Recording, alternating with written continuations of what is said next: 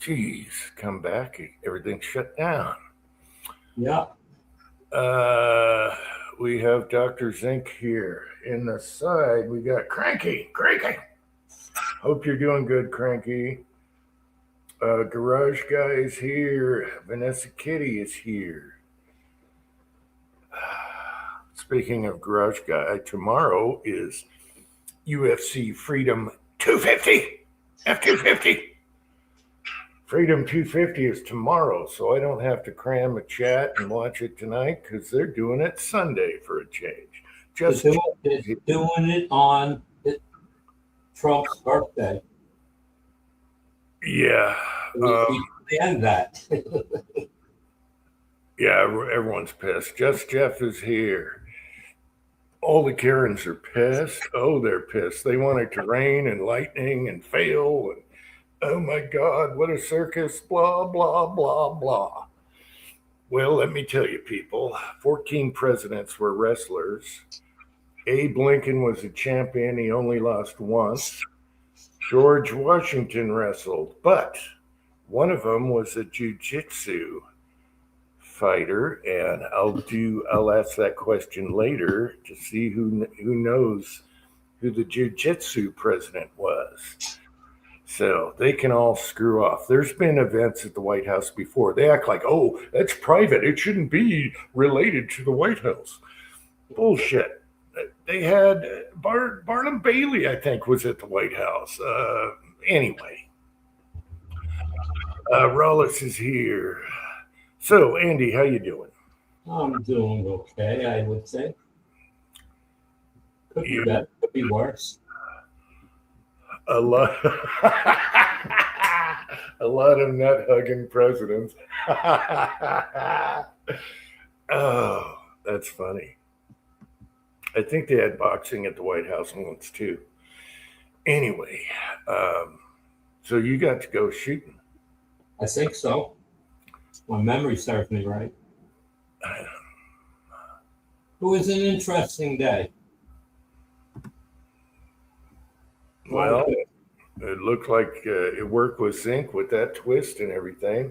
Hell, I might get one now. For single shot 44. It worked really, really good. I did have an issue with H110. Okay. I discovered later that I didn't use enough powder.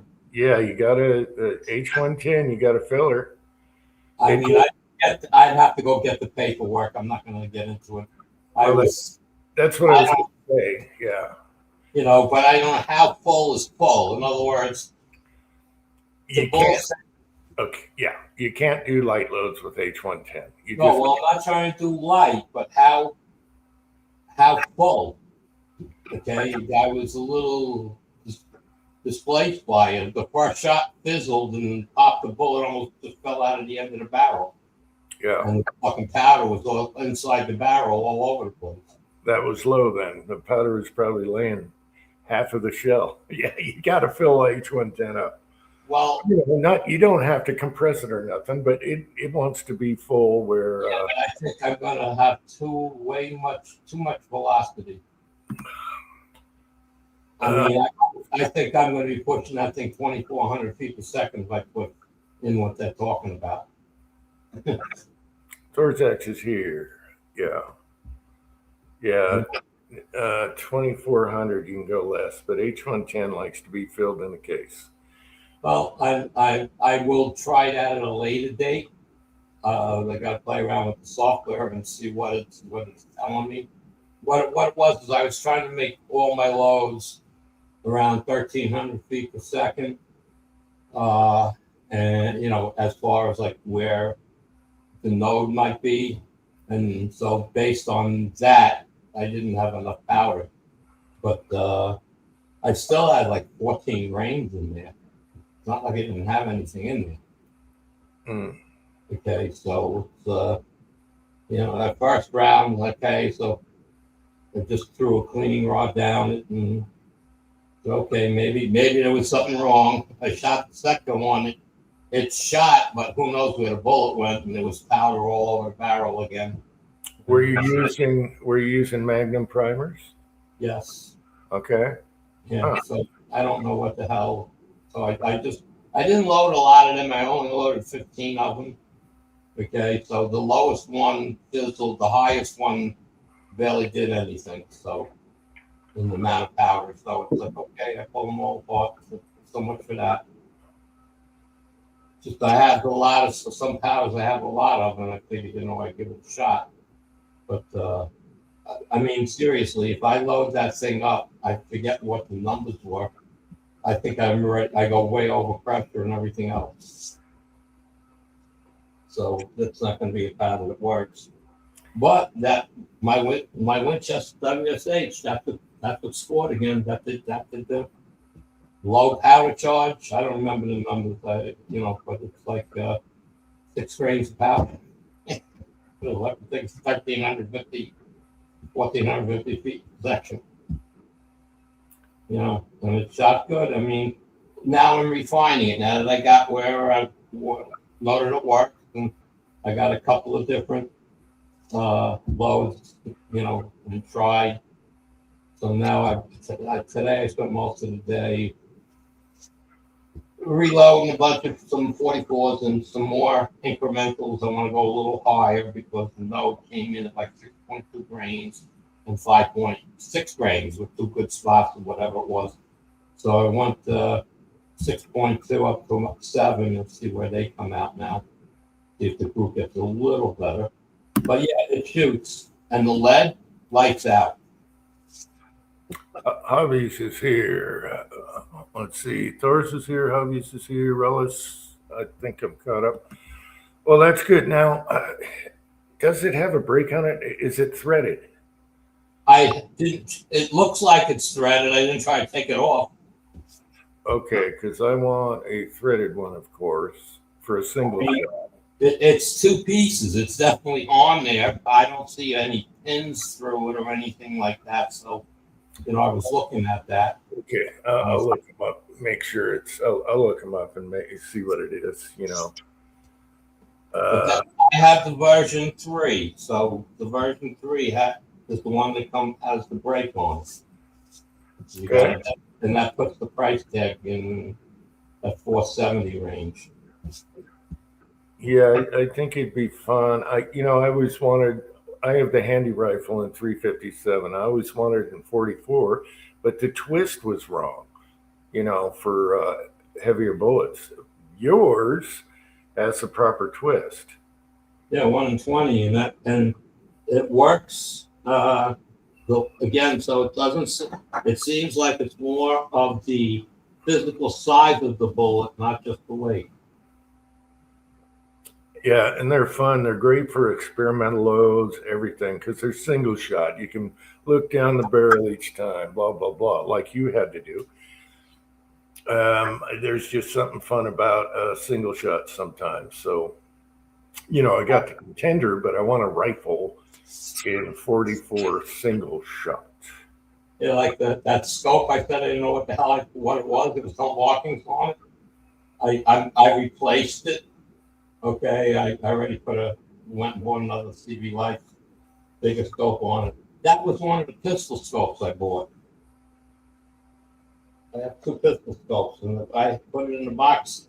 Just took it off, put it away in a CB Life box because I don't have the box for that particular scope. I don't know what I can't find it. I keep every box I got. You come in my basement, you can see boxes that are 20 years old, and it's like, where the hell is this damn box? So I just stick it in the CB Life box, and I didn't mark it, so I didn't know what the hell it was. And so it shot fine. I have my 6 to 24 on it now, or 6 to 24, 50 millimeter lens. So we got that on there now. Can't beat those CB Lights. I'm telling you, man, I love them for $60. I mean, it's a big freaking scope, but I need the size eye relief. I don't see well out of the smaller relief. So I got it all set up. 2 laser aimers, and both on the money. So I go to the range, I loaded up a few extras just to get it sighted in. And I don't know when I'm going next. It depends on the weather. I ain't sitting outside in 85-degree weather all day. Actually, the day I went it was 81, so but it was a little breeze, so it wasn't humid. The humidity was up. I'm watching it. Yeah, it's hot here too. My son was just shooting with the neighbor, and I said, "Bring the little portable air blower. You know, the portable one I posted." I told him to bring that with him because they're blurping that little Taurus pistol, and he's thinking about getting the CZ. What's the expensive one? Phantom. What the hell is that? I go brain dead. He wanted to try out some CZs, so I sent the son down with some of those. My, one I didn't want to bring down there, but because if you crack the grips or drop it, that's the first imported CZ. But he loved the CZ. He absolutely laughed his ass off with that Taurus 22 that just blurps the full mag. It is so fast. That thing is fast. It's like a Glock full auto. We're not talking full auto here. Force reset trigger, fart triggers. That thing is so fast, but he was laughing his ass off. And my son had two of those trigger parts. So he said he'd sell him the one for $20 because actually my son got them for $39-40 for two, and that's cheap. That is cheap to have a happy switch. Michael is here. Hey, Michael. So yeah, I thought they were $39 each. No, they had a sale where you get two for $39. You just can't do that. Even a super safety on an AR is more money than that.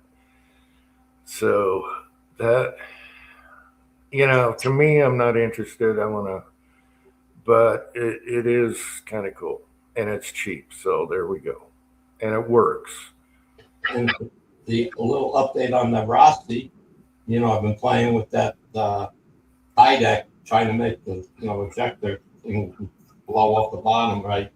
Well, the last attempt that I made of it was tested, and it's like 80% better than the first version.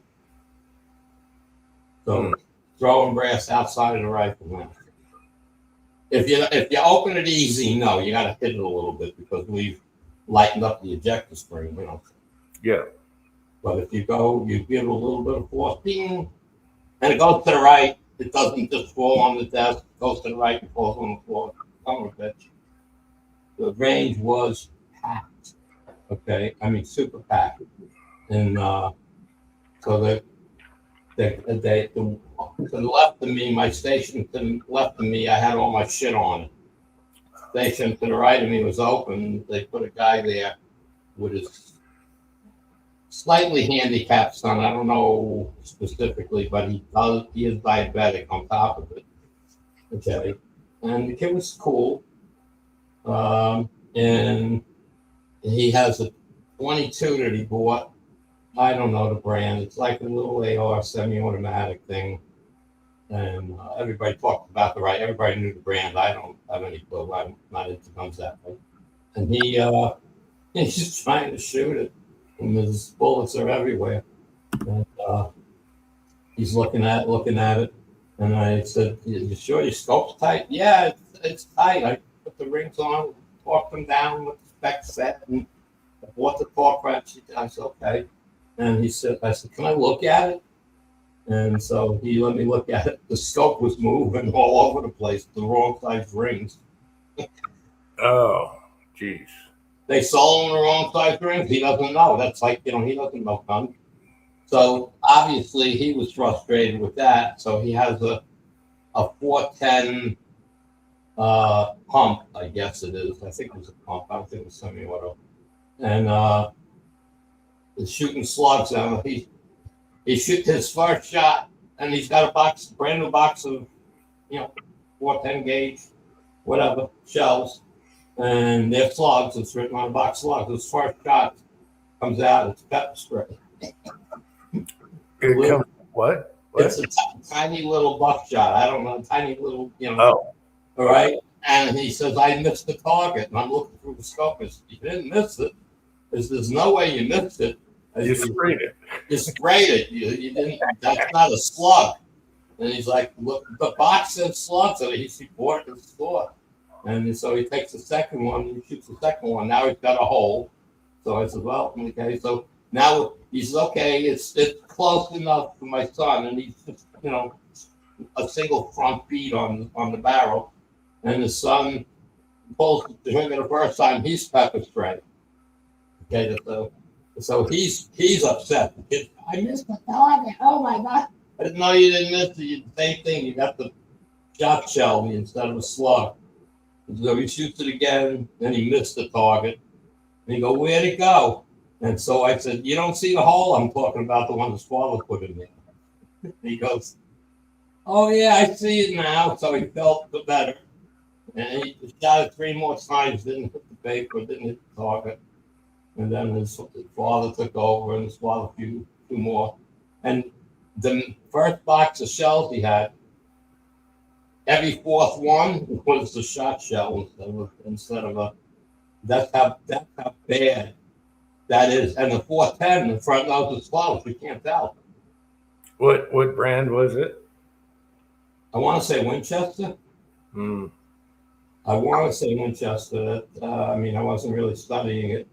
But, I said, well, if it's a slug, usually the end is open a little bit and you can see it. And so he took out a couple and they're all closed, but he shot and it was a slug. So they covered. So the kid was so frustrated. Yeah, he had a bad day. We all have bad days, but that must be really frustrating. The scope rings and then that. Yeah, so we got him squared away. He's going back. I know the place he bought the stuff from. He said, you still got the original package? Oh, yeah, I got the box that came in and stuff. I was like, just go back, bring the scope with you, and show him, and they'll give you different rings. Don't worry about it, okay? So, hopefully he lucks out. And I tell him the kid, I tell him how hard it is to aim a shotgun with a single bead, and things like that. Don't feel bad. It's when your dad gets that rifle working and he gets that scope sighted in, you'll be happy because you'll just be looking at the scope and he'll be got to be on the target. I don't expect him to have tight groups, but because he's trying to hold steady. But he'll be hitting paper, so he should be happy. Kyle is here. Hey, Kyle. Yeah, hopefully he gets it straightened out and doesn't give up, having fun shooting. Well, again, the kid likes it. He wants to do it. He was really, excited about being at the range. And, I even want at the point where I wanted him to try to, because I only had the Rossi and the 44 with me. And I was so tempted to let him shoot the Rossi a couple of shots, but I said, nah, better not. Well, you should have let him try it. I just didn't want him to. I didn't want him. How should I put it? Oh, Dad, I like that rifle. Can we buy one? I don't want to get that routine going. Yeah. So I decided I'll leave it alone. The kid was all right though because he felt better because I got to talk to him and explain to him about the scope. When he looks through the scope, you'll have a middle point where the 2 lines meet. You'll have a plus line right in the middle. That's where you aim. And it'll be a lot easier to sight it, and you'll get used to it pretty quick, and you should be happy shooting with that. So. Kip is here. Hey, Kip. Yeah, now who was looking for a lever action jets? PSA had Smith & Wesson stainless black shocks, $7.99 45 Colt. Yeah, I saw that. I don't know if Rawless was looking for one because he has 45 Colt, but $7.99 for the Smiths that are usually 1,000 or more, is pretty good deal. And I can give a crap if it's wood or whatever. Stainless is actually good. So Stainless with black, probably Palmer furniture, but none of the tactical crap. It looks like a standard and a threaded barrel. That's pretty good. They're coming, there's sales on them, so that was good. Yeah, this stuff all. Sometimes I'm looking around. It's like I saw my CVA on sale, and the guy had it for $529 from $579. I said, well, that ain't no deal. When I'm looking at it, it wasn't even the 20-inch; it was a 16. Hmm. So I didn't think that was a good. I mean, a local store I went in, he goes, best I can do is $479. And I said, okay, well, that's a deal. I mean, I'm not getting ripped off because I saw it for $429 online. So, you still got to pay shipping and FFL fees. So it's a lot easier for me to buy it local and just be done with it. Okay, so it wasn't Rollis. He wants a Browning. Huh. You're going to have to pay for that one unless you get a deal used.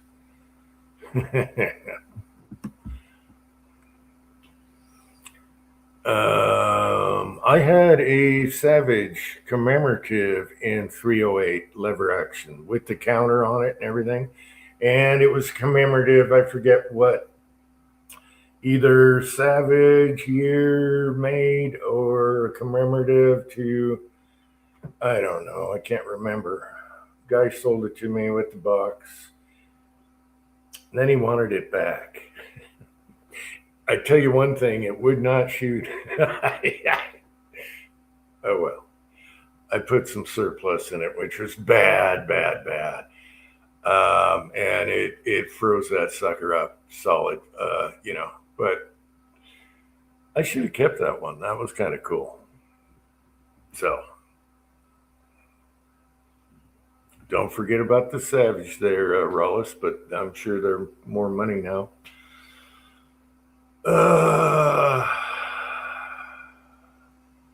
What else is going on? I think it's Siggy time. Let's test this out.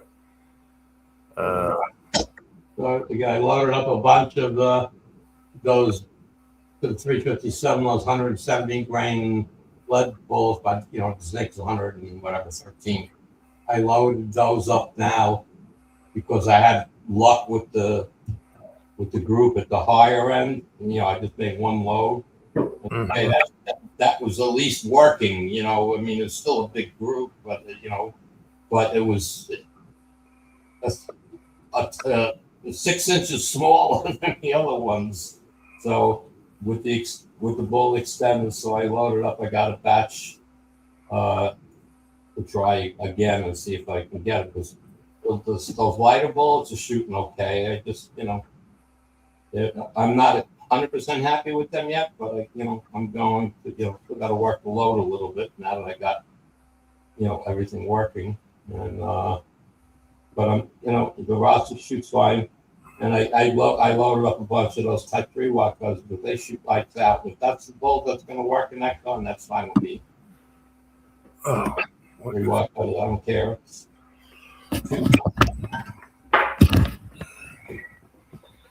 So we'll see what happens with. well, I'm glad you got out and had fun. Yeah, well, this isn't. I'm not a hot weather shooter. That's why I usually go more at the end of the season. I'll grab a Sunday here and there, but this place was slammed busy. I mean, they don't start shooting until 9 in the morning. So I'm there, waiting.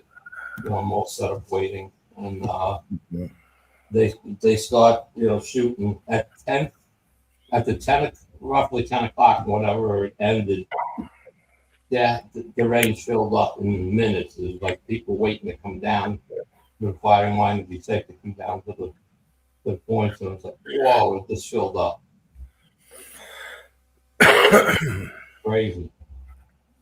Well, it blows me away. I mean, I can understand. People come to the range. It's $30 to get in. They don't set the time limit on you. Okay, which there's not many of us that are there. Like spend half a day there, but or more. And people come in and they shoot not even a full box of bullets. I mean, that even Create a blackout, 223. So they're only shooting maybe 10, 15 rounds and they leave. Wow. It's the expense of the bullets, I guess, because none of them are reloading and stuff. And it's like, so it's like I see people come, maybe they'll shoot one box. The guy comes down with 308 and shoots the box out. I mean, 308 still $40 a box, man. It's ridiculous. So it's, you come down for an hour, you just blew $70. Yeah. Plus, if you stop for breakfast or whatever else, so it's like I can understand it because I mean, people are asking me, "You're here all morning, doesn't it cost you a fortune?" I said, "That's called reloading." I says, "Honestly, it probably cost me as much to shoot as cost you, except I get to shoot 300 rounds, you get to shoot 20." Yeah. Yeah. Yeah, basically primer's powder and that's it. So zinc is damn near free. Well, the zinc has been free to me, basically. I mean, think about it. I mean, I'm sending them a 10-pound box, small flat rate box, costing me whatever, $10. Okay. And I'm getting 40 pounds of zinc back. So there's no cost there. Yep. It's just the time of melting it down, which tomorrow I may spend some time melting down some wheel weights, just some zinc wheel weights. I got the second one of those like camp burners, the small burners, but they really cut out a lot of heat. I have one that sits on top of the bottle. Well, the one I bought, I got this off of Temu for $18, and the bottle screws on a hose, so it's laying flat.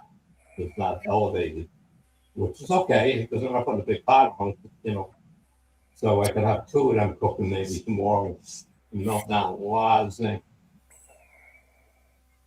My garage is such a mess. I got to start getting rid of the zinc.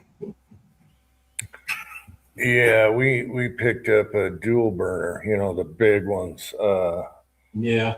at a thrift store, and we use the big tanks, the 20-pound barbecue tanks.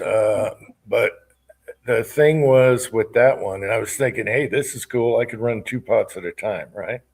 Yeah. Get her done. And the thing was, it wasn't putting out enough, both of them. So my son's like, we got to put a different regulator or something. Yeah. And once, we can get one cheap.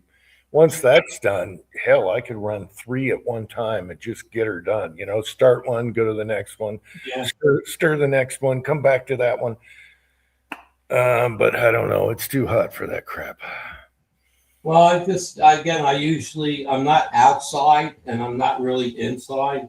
The garage door is open and I lay this 6-foot table, roughly, I guess it is, on a wood table. Mm-hmm. Halfway in the garage, halfway out of the garage. I got a fan behind me, so the breeze is blowing. And I'm not really standing over the pot, so it's, it just doesn't seem to bother me melting it down or even casting in my garage. Like, use it going, fan going, I'm good. So I'm just waiting I got to make a final determination of what bullets for the Rossi, because I'm set with the 44, with the CBA 44, because I only got one mold and it works. I don't need anything else.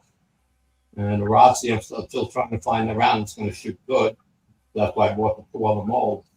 And see where that goes. And then once I know what that is, then, like I said, even if I only shoot the Type 3 whack cutter, those things were great. That's all I got to cast. I don't care about it. I'll clean up the molds and sell them. Or just keep them. I got brand new Lee molds sitting in the drawer. I've never been out of the box. Thick cavity molds. Mostly for, I guess there's some, mostly a 38 357, maybe some 9mm. When I was buying shit, it was just like, and then I said, then I got into the zinc and everything changed, so I don't really use the other one. Mm.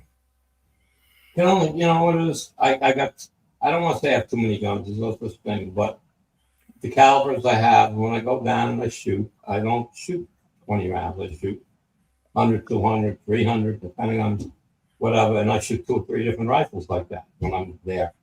So, I don't, I'm only casting a couple of specific bullets. For the 300 and the 30-06 is the same bullet. For the 9mm, I don't only care about the one bullet because that's all I need. It works great. I started originally casting in lead. I still got a bunch of lead ones left to shoot. Okay, so but the zinc is works great. So I have no need to cast any more lead stuff. So I don't even bother loading it up because it's like, why let my barrel up or something? No, I'm happy with my setups and stuff now. I just gotta finish settling the Rosti and get the final load for the 44, and I'll be done with that. And then hopefully I can start melting down a lot of zinc and get it into ingots and start cleaning out the practice in the garage. Let's see. Patriot Polo's here. Tactical Photos here. Hey, guys.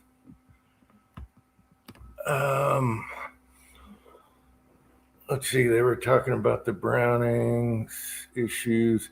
The only issue I heard of, I really don't know about the Browning levers. Never had one, but I had a FFL guy, neighbor down the street. He passed away, and while I was there picking up something, he said, "Hey, you know anything about these?" Some guy wants him to fix it, and I don't know if it was 270 or 308 Browning, but there was something with I think it had something to do with the magazine catch or something. I don't know, but that's all I know about the Browning levers. 6-shooter Texans here. Good to see ya. Kyle said never casted with dual pots. No, Kyle, you missed a week. We're not casting with dual pots. We're melting the wheel weights in 2 pots. Making ingots. Making ingots. Yeah, I've always used one, and then I pour them out and scrape and do that. But since we have a dual burner in the cold storage room, we might as well try 2 at a time. Get one started while you're finishing the other, whatever. I don't know. It's worth a try. But I'm going to do it when it's colder out. That's for darn sure.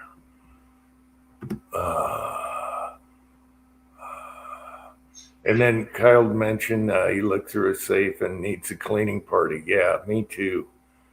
I'm really bad about that. Yeah. My problem is my safe's not big enough. I'm standing the new CVA up. We just lost you, Jay. I'm using the CVA. I have to stand it up on the front, on the barrel, not the butt. Not because I can't close the safe if I do it on the butt. It hits it, so I have to stand it the other way. So I got to get I found them somewhere, and I got to remember where I have like rubber type covers that go over, round legs and things, like on the bottom of the chair. So I got to find that and put that on the end of the barrel and stand it up right. Are we back? Okay. Can you hear me? Yeah, we hear you. I don't see you. You don't see me? I see me. We see black screen. Really? Black screen? What the frick? Now you're on. Now we see you. You do? I see you now. Poof. Poof. Ahoo. All right. And so Yeah, I have one of those, rubber things that go on the end of a chair leg, something like that, or end of a cane. I got to put that on the end of the rifle and stand it up that way because can't close the safe. That's it. Unless I take out one of my wife's 22 and put it back, put it in the carry case and hang it up that way. But I don't really want to do that. Yeah, I need to get a big folding table out and just line up a bunch of guns and clean them all at once, start soaking barrels and go to the other. It's kind of like we're talking about dual pots. Just line them up and just go to town. What I usually do is pull them out, and if they're really dirty, I'll clean them right before I shoot them. It's bad, if you're in humidity and leave them dirty, that moisture can collect to the crap in the bore, and that's bad. But it's so dry here. I have some 22s that are caked. When 22s sit for a long time, like a 1022, you look in it and it's just like yellow, orange, dried up goo. And it's like, oh, geez, yeah, bad, Yeah. bad. At the end, I clean my guns a couple of times during the season that I shoot, and then at the end of the season, when I'm done shooting, I'll take one out and put it in the gun vise and clean the barrel good and wipe it down and open the action apart and clean whatever, and that's it. But I don't do a full breakdown cleaning while I'm shooting. It's mainly the barrel and the action area, that kind of thing. The quick clean, and then the only issue I ever had is the white 22. It likes to it's a semi-auto 2 feet, and it doesn't like the dirt at all. Man, all of a sudden it stops feeding right and everything else. So it's like I got to clean that every time we use it, basically. That's the great thing about single shots. They're so easy to clean and put away. Well, especially the break open. Are you kidding me? And, Yeah. and you know what's best about mine? Mine comes apart. You just take the front grip off like a shotgun, and the barrel just unhooks. Yeah. So you can really clean everything. Yeah. Yeah, they're really nice. So my contenders, I just run a few patches through them, not even a brush, and they look beautiful. Yeah, it don't take much for me to. Well, I've been playing, so like I told you, the H110 was all over the place. That was a pain to clean out. I didn't want to. I should have taken the barrel and put a bunch of shit down it, and then blew it out with my air gun outside, but I didn't do that.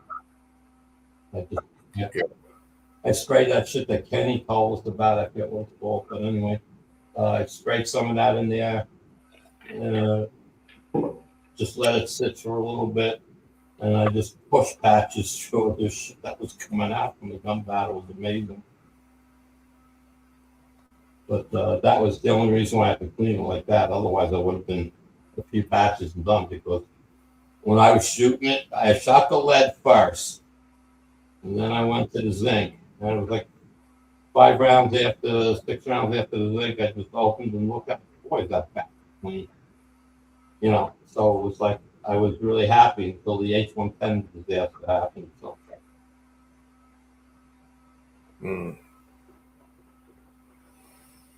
That's the one bad thing about the quick loads.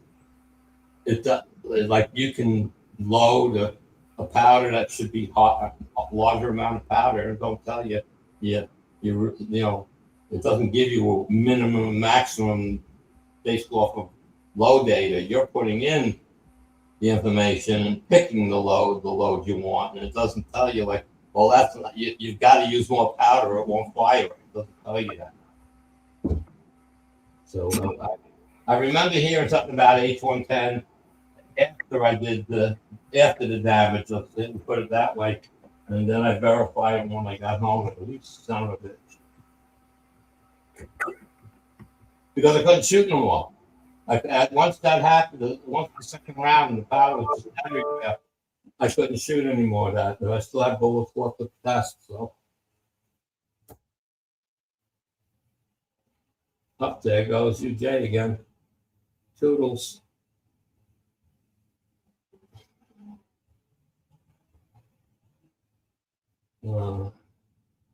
Yeah, but I'm liking that rifle, the CVA Scout. Again, I got to just label version 3. It is different. You got it, and it's shooting the zinc no problems. So again, it's the bullet and lead. My lead is 247 grains with the powder coating and stuff, and the zinc is 151 grains, and they both shoot just as accurate. All right, so it's no need for the lead, and I'm happy with that idea. Velocities, we're in that with the zinc. I'm around between 13 and 1400 feet per second, which is enough. Recoil is minimal. I'm shooting a 44 special. I thought I was shooting a 22 Magnum, man. I was like, what? And they were coming out at 11. I wasn't loading anything crazy. 1100 feet per second. I go, what the hell's going on here? Did something wrong? I mean, they shooting fine. The dog is fine. It's just like there was no recoil. I can't be bothered with having 2 different rounds, 2 different types of grasses. Not worth it. What's up for the next trip? Just final testing of loads to pick the definitive load. So because they were spaced apart by a few grains. So have I shot any zinc rounds through the Ruger PC? That's all I shoot through it. Oh yeah, that's all he shoots through that one. I mean, lead. What weight is your 9mm bullets? It's 147s in lead, and it's 93 zinc. Okay. And you can shoot that all day long. Again, when I said Garage Guy, when I sent that Ruger to Ruger, because I was having a real accuracy issue out of nowhere, and one of the comments the guy made was how clean the barrel was. Okay, and when I was talking to him, the barrel was amazingly clean. He said we slugged it. It's on the tight side of the tolerance, so he says it's in great shape. It's like there's no leading whatsoever. And he says, how did you keep it so clean? And I said, zinc. He was like, what? So that became a whole conversation with him, and because they're not big on hearing people doing reloads over when you talk to Ruger. Well, my reloads, we don't care about the reloads. If they're not using factory, we don't care. That was, the attitude that I got on the phone a few times. But this guy that actually worked on the rifle, he was impressed. And I sent them off 50 bullet heads and gave him the recipe, but I never heard back from him. All right, since this thing is crapping out every 2 seconds, I'm going to put a background in anyway. So just a minute ago, I shut down for no reason, didn't touch a thing. So let's put the background up for America. The Garage Guy, I have no problems with zinc. I mean, I'm using, again, you can go in there with 3.6 to 3.8 grains of tight group.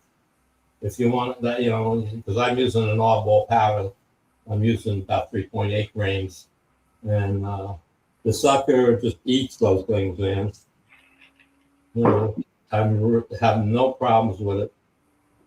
And that's the Lyman mold. I don't know the numbers. I'd have to look it up. It's 147 grain round nose. Flat point round nose, I guess. And it's a bevel base bullet. And that thing just They cast easy for me, and they shoot. They really shoot lights out. Is Patriot Paul still here? Does anyone know who's coming down the stairs there? Probably not. I don't think anyone knows. Paul's there. Yep. There it is. Full long, white-haired aliens. Yeah, yeah. Patriot Paul. Yeah, I saw that video. Long white hair. What? What are you guys talking Trump about? was talking to aliens on the White House lawn. All righty then. And they got these two guys standing there, tall, skinny, with this long white hair. I mean, I didn't watch the video. I just saw the picture of it. So. Yeah, I didn't see that, but I'm looking forward to the fights tomorrow. All the fighters are like, damn, this is like unbelievable. They're going to walk out through the White House, down the stairs, into the ring. And they're like, my God, this is, even the guys from other countries are saying, oh my God, I've never seen anything like this before. Let's just hope it doesn't rain and have thunderstorms. Then all the Karens are going to love that. Well, it's a long event, and I don't think there was, I think they were talking about it on one channel, and they said the weather looks good for the day, or where it is. So it's like, hopefully things will be good. Patriot Paul, that is Josh Holkett coming down the stairs. He's 9-0, 6-0, undefeated, heavyweight, but he only weighs 230 pounds. So all the heavyweights have at least 25 pounds on them, 20 pounds, 25 pounds. And his last fight was like, wow. And so they needed something for the Black Beast, because Trump wanted he wanted the Black Beast to fight in the White House. So they put him in there, and they needed somebody, but Holkett just got off a fight. He's only got like 3 weeks, and they were both so beat up. It's like, how does this guy going to recover? But he said, I'll do it. Yeah, I'll do it. And this is what I love about him. He's a goofball like me. He's got 3 or 4 different personalities. All right. So you don't know who you get in a press conference. And I hate the WWE guy, the professional wrestler. I hate that guy. But then he has the one he used there's a press conference, you can watch it, that was yesterday with all the fighters at the White House here. Then he has this mild-mannered, timid guy he uses, kind of like the wrestler that had the sock, And he totally stole the show, and he got that little Spanish fucker so pissed off, the double champ. He got him so pissed off. Oh, it was hilarious. This guy is funnier than hell. A lot of people hate him, but who is the Black Beast? Come on, Derek Lewis. He has the most knockouts in heavyweight history, but he's getting older now. That's Trump wanted him on the card. He's from Texas, Derek Lewis. He's awesome. He's the guy that after a fight, they were interviewing him. He said, I don't know, my balls are hot. I got to get these shorts off. He's another character. He's funnier than hell. So those two are funny as hell. And when Holkett was talking about him, the Black Beast, Lewis put his hat down because he didn't want to show people he was laughing so hard. It was hilarious. You guys got to watch that press conference from yesterday. Be right back. Oh. Anyway, the guy's got 3 personalities. When he first came out as a professional wrestler dude, kind of like Hulk Hogan or whatever, I couldn't stand the guy. And then he fought the next day, and I was like, son of a bitch, what an animal this guy is. And then everyone fell in love with him because of that. But I like his two other characters. He's got a Chicano character, and then the timid, mild, afraid to talk guy. It's freaking hilarious. Anyway, it is just a little boost because press conferences are boring. Same questions. What do you think about the fight tomorrow? Blah, blah, blah. And he'd interrupt and get in between. Oh, it was so funny. Anyway, he's new to the scene. He originally was a wrestler in college, and then he played football in college, running back. And then he played for the San Francisco 49ers. And then he discovered martial arts. And so he's kind of new to it, but he's very smart. He's fast. He's lighter than all the other heavyweights. And he's an animal. Oh my God, they beat the crap out of each other last fight. And here he is 3 or 4 weeks later fighting again. That's impossible. You don't do that. But he's doing it for America. Yeah, okay, Picture Paul. Now you know I'm talking about. Derek Lewis is awesome. I love him. So, yeah, those two are going at it. I don't want to see him fight because I like them both. So that's one fight I don't want to, I'm worried about for both of them. But hobbies, there's a Canadian in there at the White House. Let's see. They were jumping motorbikes at the White House today. What? No. They're not jumping motorcycles. No, they're getting all ready for this. They had a press conference, and now they're trying to, figure out what happens if it rains or there's thunderstorms. I mean, it could be a cluster where the fighters might have to wait hours because of thunder or even the next day, and that would screw everything up because people that have tickets have flights going home, and that would screw everyone over. So let's hope for good weather. All the libs and the Karens and the haters want it to fail. But everyone that's been there and all the fighters say it's the most spectacular thing they've ever seen in their life. And especially the cleaned up parks and everything, because some go out and train in the parks. And yeah, they're very impressed. So, yeah, I know. There can only be one. I know. But you got to have Hulkett somehow make it because he's just too funny. Hey, that guy's got to keep going. And they hate him so much. People are way too serious. They don't get it. He's like Andy Kaufman, if anyone knows who that is. He's weird. He's off the wall. But if you get it, you get it. If you don't, it's kind of like my goofball stuff. If you don't get it, screw off. Anyway, that's why I love the guy. Laura, while the fight's going on, is supposed to be signing a peace agreement. Huh? They're supposed to be signing the peace treaty with Iran tomorrow. No, there's no peace treaty. And it still says it's on. No. Well, to me, I don't believe it anyway, but they're going to renege on it anyway, probably. So.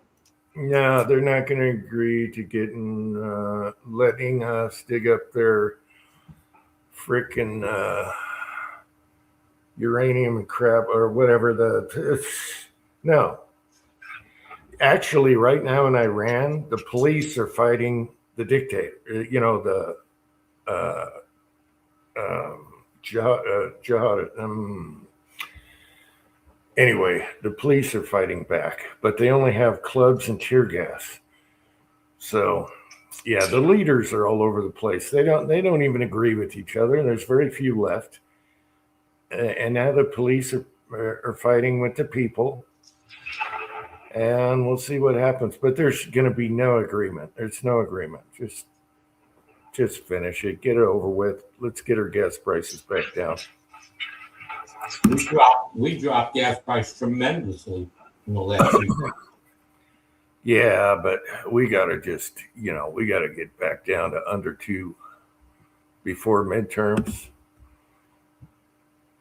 A lot of people are pumping oil, but we got to fix that area. Yeah, but Trump, didn't you read Trump during the closing of the closure of the strait? They snuck ships through. We did snuck ships through the strait. 200 million barrels of oil that nobody knew we did. Yeah. That's why the prices just died. Yeah. But if we don't take care of it now, they can do it over and over for years. They can always screw up the strait, put mines in there, blah blah blah. That's their little game. That's their little ace card they got. They love to be terrorists, and they do what terrorists do: chicken shits, hit and run. And if we don't take care of it, they're going to keep doing it. So let's just freaking take care of it since we started it, and and my God, you don't want those people having nuclear because they take out a lot of people in the Middle East, even their own religion they attack. So these people are stupid ass rogue. Take them out.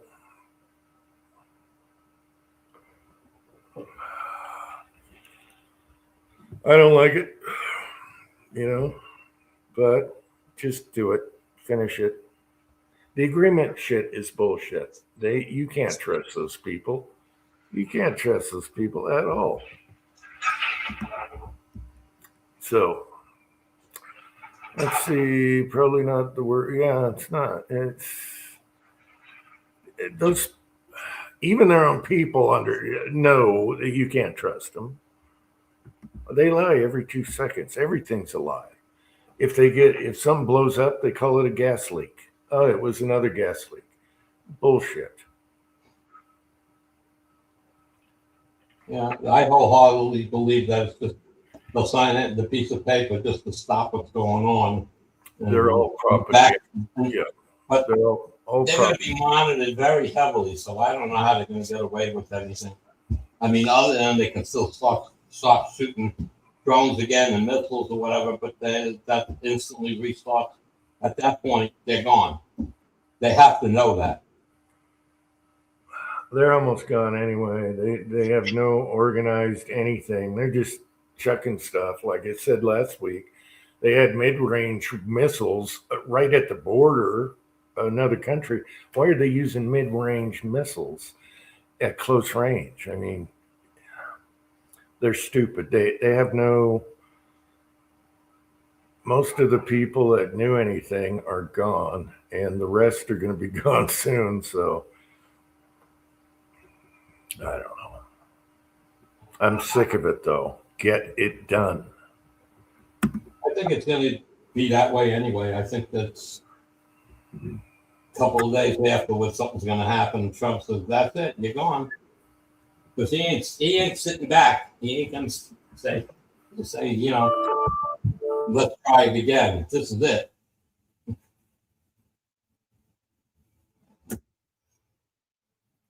He's tried and tried and tried to talk to them and tell them, look, we keep going if that's what you want. We're trying to give you peace and let you guys do your own thing, provided you follow these guidelines and rules. So they don't want to stay. They don't want to stick to it. Then he will devastate them worse than they can imagine.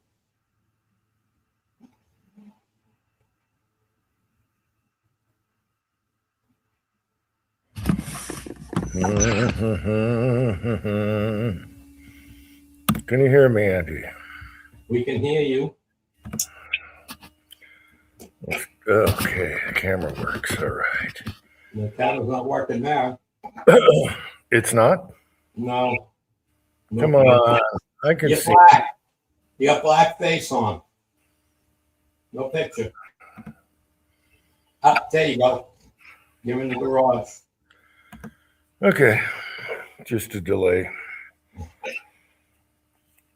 I don't know what's going on. I got to clear the cookies on this. I haven't touched a thing. And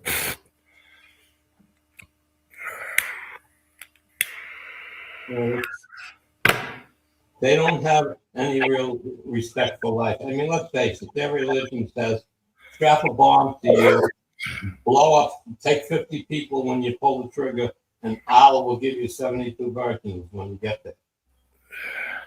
You know, so they believe that. So I don't know. yep.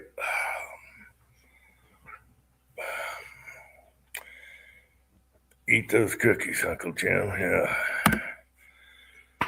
Yeah, I think I got to clear this thing out because there's weird shit going on. I clear my cache every day, sometimes several times a day, because it just stuff just builds up, and then you start seeing things not working right. I think that's probably part of it. And then I'll reboot to StreamYard and figure out which email it is and all that crap. I'll do that this week. It'll when you sign off later, it'll take you 30 seconds to clear the caches out. I can't even remember how to do it on Windows. I'm a iPad guy. Yeah, all you do is have the browser open, press Control, Shift, Delete, another window will pop in, and you'll see a whole clear all, the last 24 hours, last 2 weeks, or all time. Pick all time. And get through everything. 6 seconds. All right. Well, my son will know how to do it. He still uses a PC. As a matter of fact, the most powerful computer now in the house is his portable one he takes on vacation. So it's in a, what do you call those waterproof cases? Waterproof cases, that's what I call No, I go brain dead. The technical cases, whatever. Gosh. Anyway, it's all in that. The screen flips up, this flips over, and he can game on it when he's in a hotel or whatever. And that thing is more powerful than his gaming computer with 2 screens and water cooled and everything. Technology is just getting better and better and better. Pelican case. Thank you, Pelican case. I could show it to you. It's sitting out on the table out here. Just got back from a trip. What they don't understand is the version. Well, the joke is goats. They're really goats.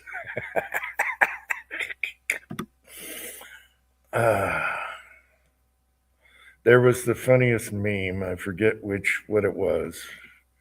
And they get there, and then they find out, oh no, someone was behind them. Who? It's funnier than hell. Anyway.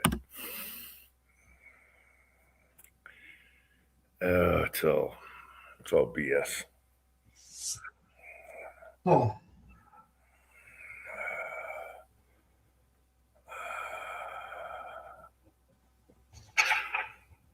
Oh man. Tell you what, I can't stand them. The radical ones I cannot stand. We have all gone, all of them, everywhere. I'm trying to understand how this is happening. It's pretty damn close to where I live. It's less than a mile away. I have to go look at the actual property. They're building a mosque. And I'm like, what? How did that even happen? As long as they're not radical, and I don't know. We got people are questioning it. We don't.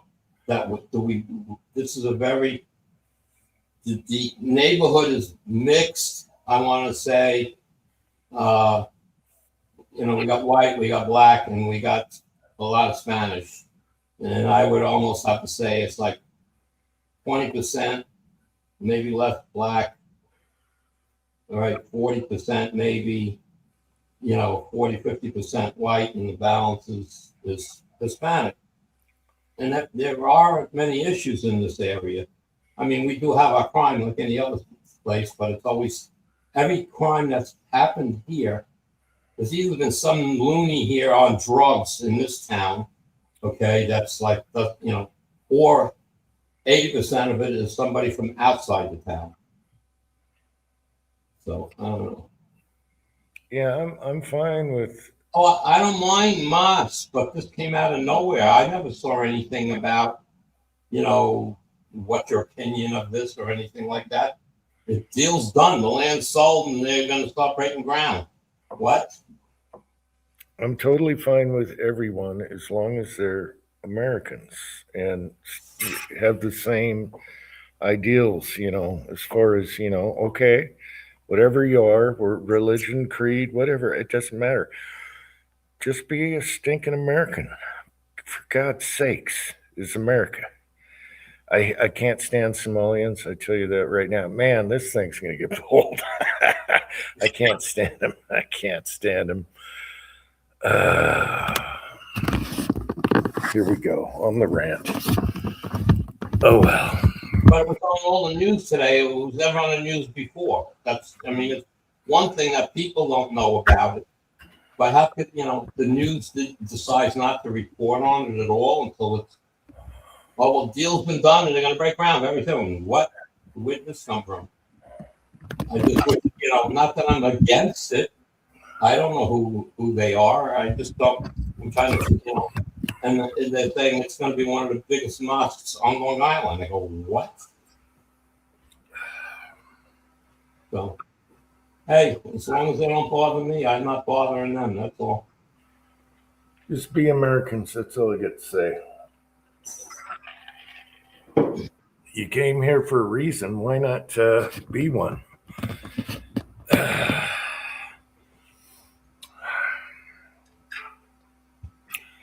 But they want to take over the world. You know that.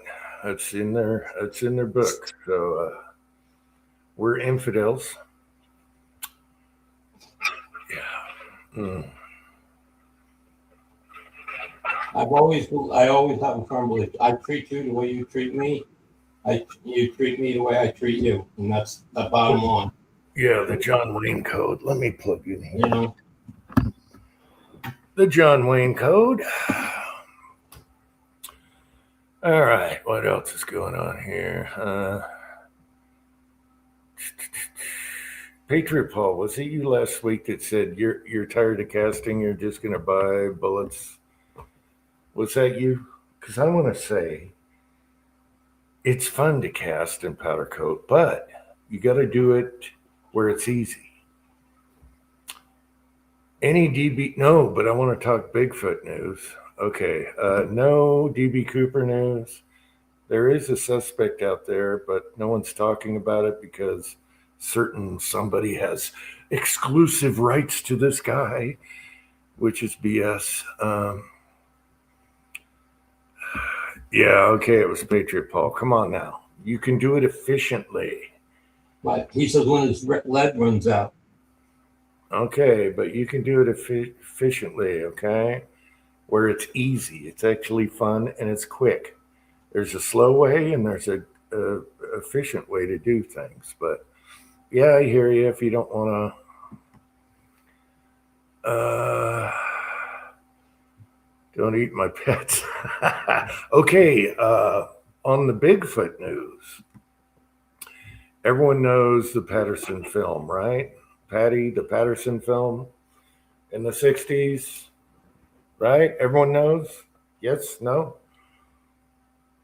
The famous Patterson film of Bigfoot, the only decent footage of a Bigfoot. Well, it's been debunked. There's a documentary out, and it's going to be out in a couple months. People have already seen it. And they have footage of the rehearsal to the Patterson film. So the suit, it was a different guy in the suit, but it's the same suit. It's got Gimlin in there, Patterson Gimlin. He's right there on the horse. So they can't deny this is real. They found old film of the rehearsal to the Patterson film, and all the Bigfoot buffs are pissed. They are pissed. They're denying it. They're saying fake news and all this stuff, but there's certain Bigfoot guys that do nothing but Bigfoot videos that saw that documentary film and said, damn. So, no Bigfoots. I always knew she had a cardboard butt anyway. If you look at it, the film, especially in, enhanced, she always had a cardboard butt. She had no moving butt cheeks. And all these people are saying, oh, look at the muscle movements. You can't fake that. Look at the walk. Look at the arms. They're too long. It's all been debunked. And the guy that claims to be in the suit went through several lie detector tests. He was being truthful. He was in the suit in the Patterson film. And their biggest argument was even Planet of the Apes couldn't do good suits back then. No one in the 60s had suits so good. No. All you saw was padding moving around, not muscles. It was padding. Anyway.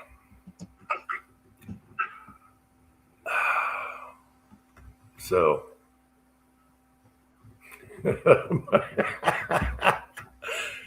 Yeah, I guess there's not Bigfoot buffs out there. I was very interested in it because I'm a curious monkey.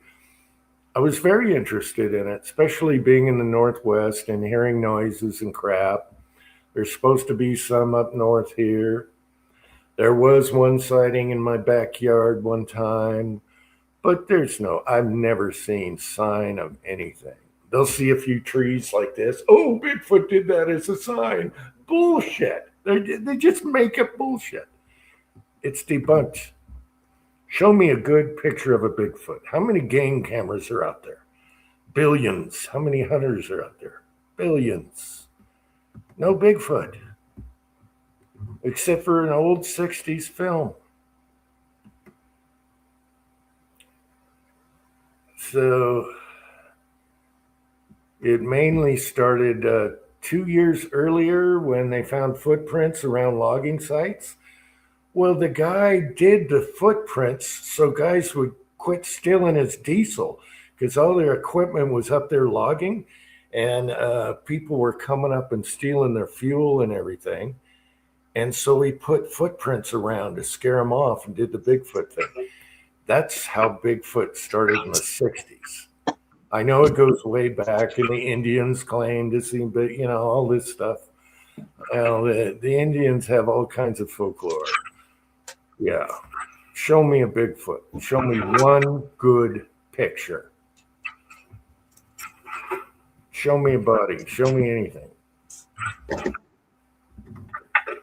They claim to have DNA, right? Well, this woman that was the scientist that did the DNA, she was full of crap.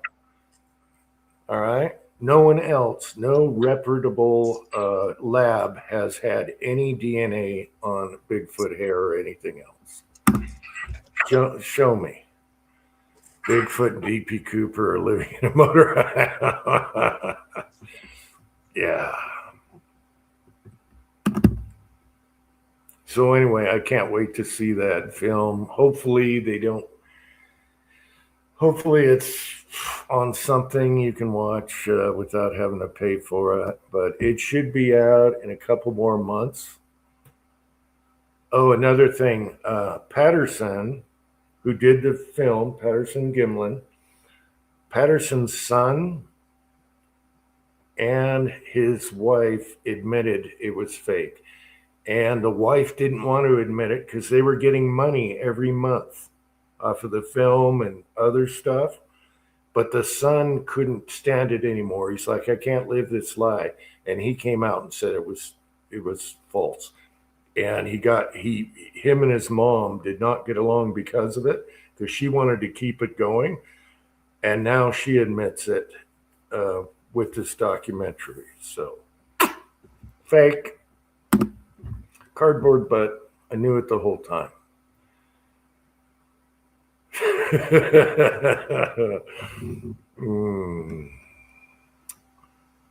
Pat is here. West Covina Dodge. How you doing, Pat? He's with Bigfoot. I've seen. Yeah. So, till we get really super good evidence, not a blurry little blob in a tree, there is no Bigfoot. And I used to think there was, because the engine said so.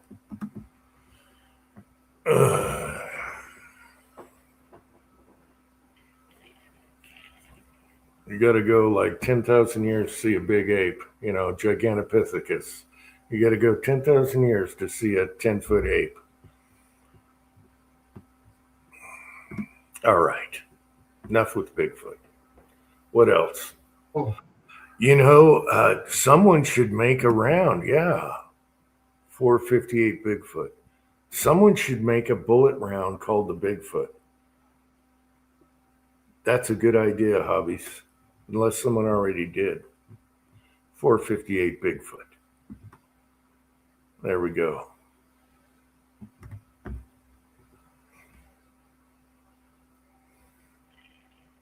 How we get on these subjects in a live chat, I'll never know.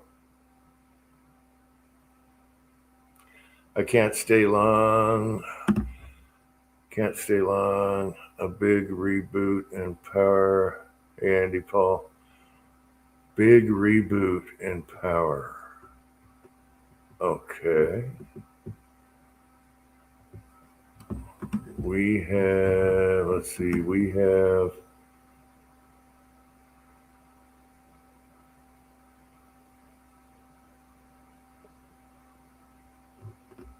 yeah, there is lots of rock paintings here. Stuff like that, alien looking creatures, everything. Yeah. Oh yeah, and then you have the giant bird theory.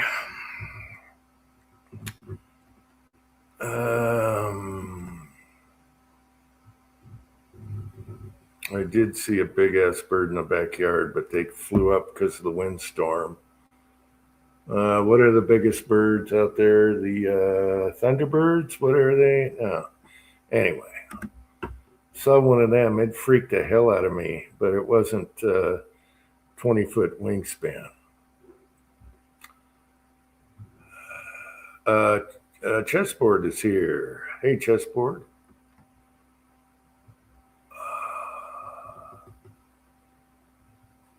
Yeah, so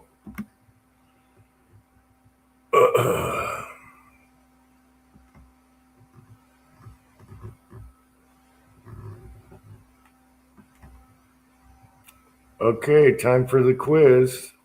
14 presidents were wrestlers. One of them was a jiu-jitsu fighter or wrestler or jiu-jitsu fighter. Which president was the jiu-jitsu president? Let me know on the side. Don't do any Google searches. All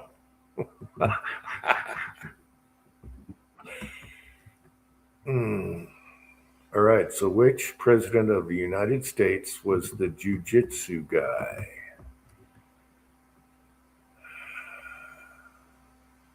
Yeah, Pat probably has that. Yeah.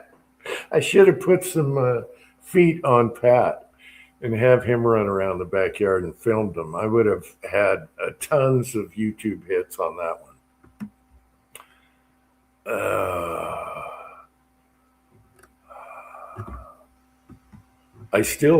I'm 5 seconds away. I have Bigfoot shoes.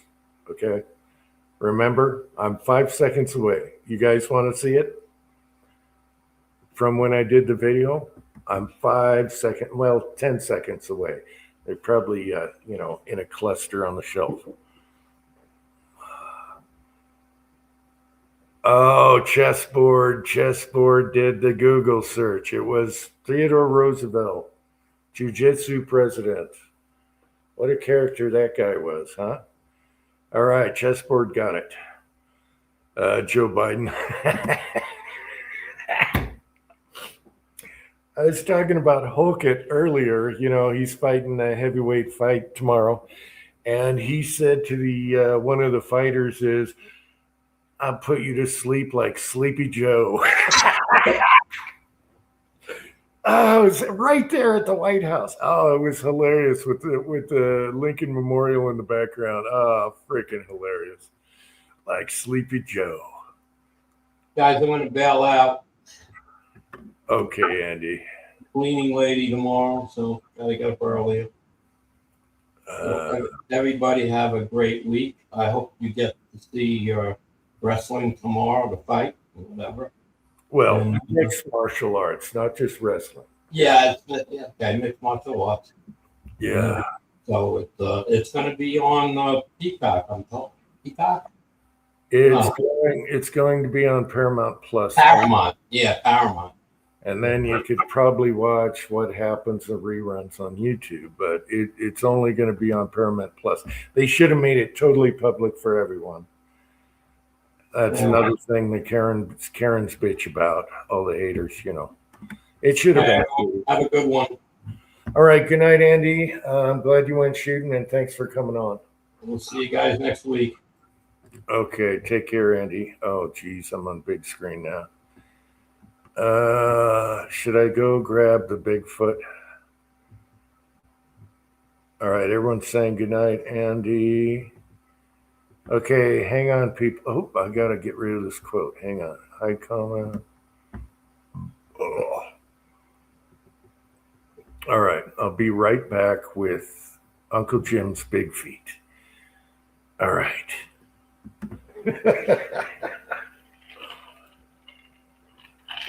Why do I do this? Because I'm a crazy mofo.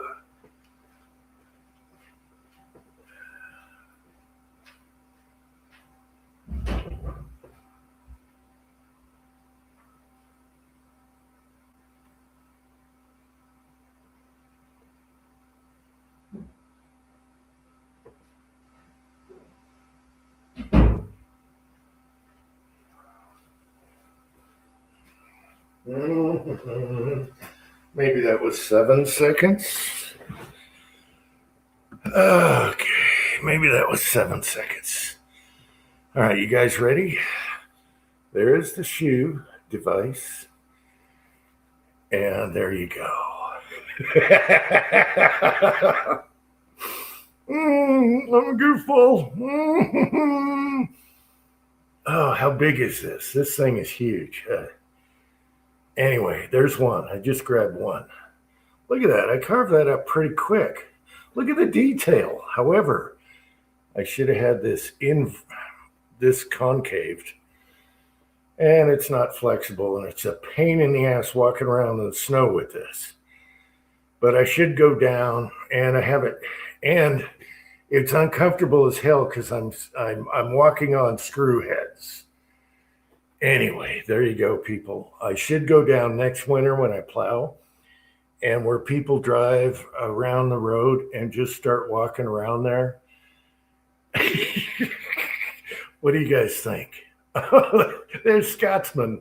There you go. So anyway, there is no Bigfoot. It was me. No.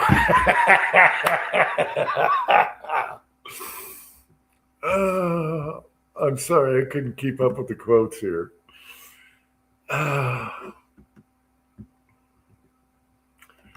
So I wasn't lying. Yes, silicone mold would be awesome. Flexible. I had a wild hair in the garage, and I say, hey, let's just whip this out, and had some boards out there, and did the Bigfoot video. Hey, we got Pat. Did the Bigfoot video. It was a long video. I hear birds. Oh, yeah.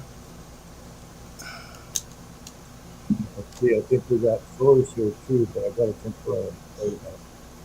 Oh, what happened? Okay. How's it going, Pat? It's hot. I'm hiding in the air-conditioned bedroom. It's 100 degrees out. Yeah. So no shooting this weekend. But I'm doing some freaky shit with a PC right now. Let's keep it simple. I'm adding a supercomputer compute module for AI that's obsolete, but complete ridiculous overkill for me, just because it's obsolete in supercomputers. But yeah, I gotta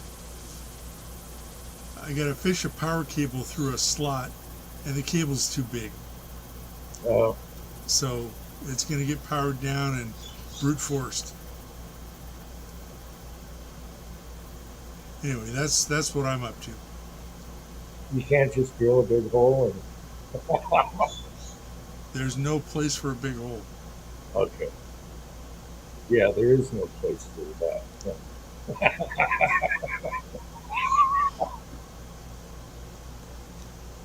Ah, here we go. What? Only an hour and a half, and we're oof. Oh, So sorry I was late coming in, and I didn't want to leave you stranded after Andy took off. So what have you been up to? I haven't watched your fart video yet. That looked California illegal. absolutely a blast. We just have to slow it down with the suppressor because it cycles so fast it won't pick up the next round with the can on it. But without the can, we did all the it's all at the end of the video. We did all the experimenting, and that thing is funner than hell. Actually, not really my thing, but it's funner than hell. So, let's see. Scotsman got a link. Is this Thorzak's or what? I don't know if this Thorzak's. Hey, That's Thorzak's. is that Thorzak's? Yeah, that's his ex-honey. Okay, I just don't want to see any other big items, like this. But all right. How'd you like the feet, Pat? You remember the video, right? Yeah. Okay. It was long, but I thought it was hilarious, especially when my son says, "All right, come on." He's got the camera. Go. Oh, I loved that. That was fun.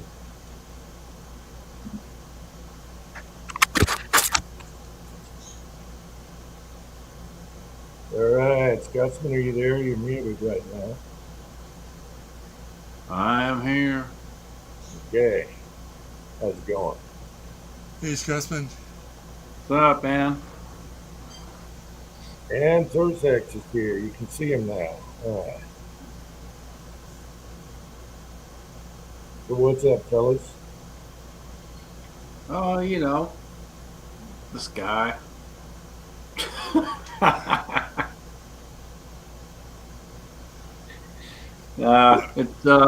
It's been a busy week. They're on 10-hour shifts this past week, so it's a busy week. Pretty well beat up, exhausted, all that good shit. Done a bunch of stuff around the house. Got a new sink put in the bathroom today, and then put a new light and fan up here. So I actually got a fan up here. Thank God. Yeah. Finally. After all these fucking years, I finally got a fan on the ceiling. So Right. that's a huge help in this room for sure. Yeah, we're just starting to get in the humidity here the last couple weeks, so that's a huge help right there. I bet. Yeah. Well, that's cool.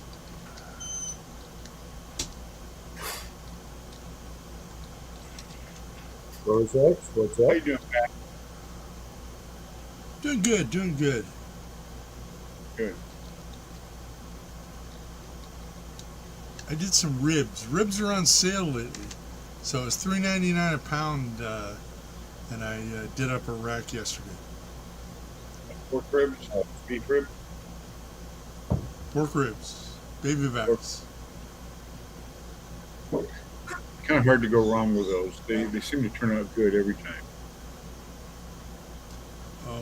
not with my picky eater here. They've got to be fall off the bone and moist. So, Yep. big pain in the ass. Yeah, I did some last weekend in the smoker. Almost 7 hours in the smoker. Low and slow, baby. Low and slow. It came out okay. I'm not Some people- usually a huge fan of ribs. Too many fucking bones, pain in the ass to deal with. But they turned out all right. Well, tomorrow I'm gonna make a cioppino.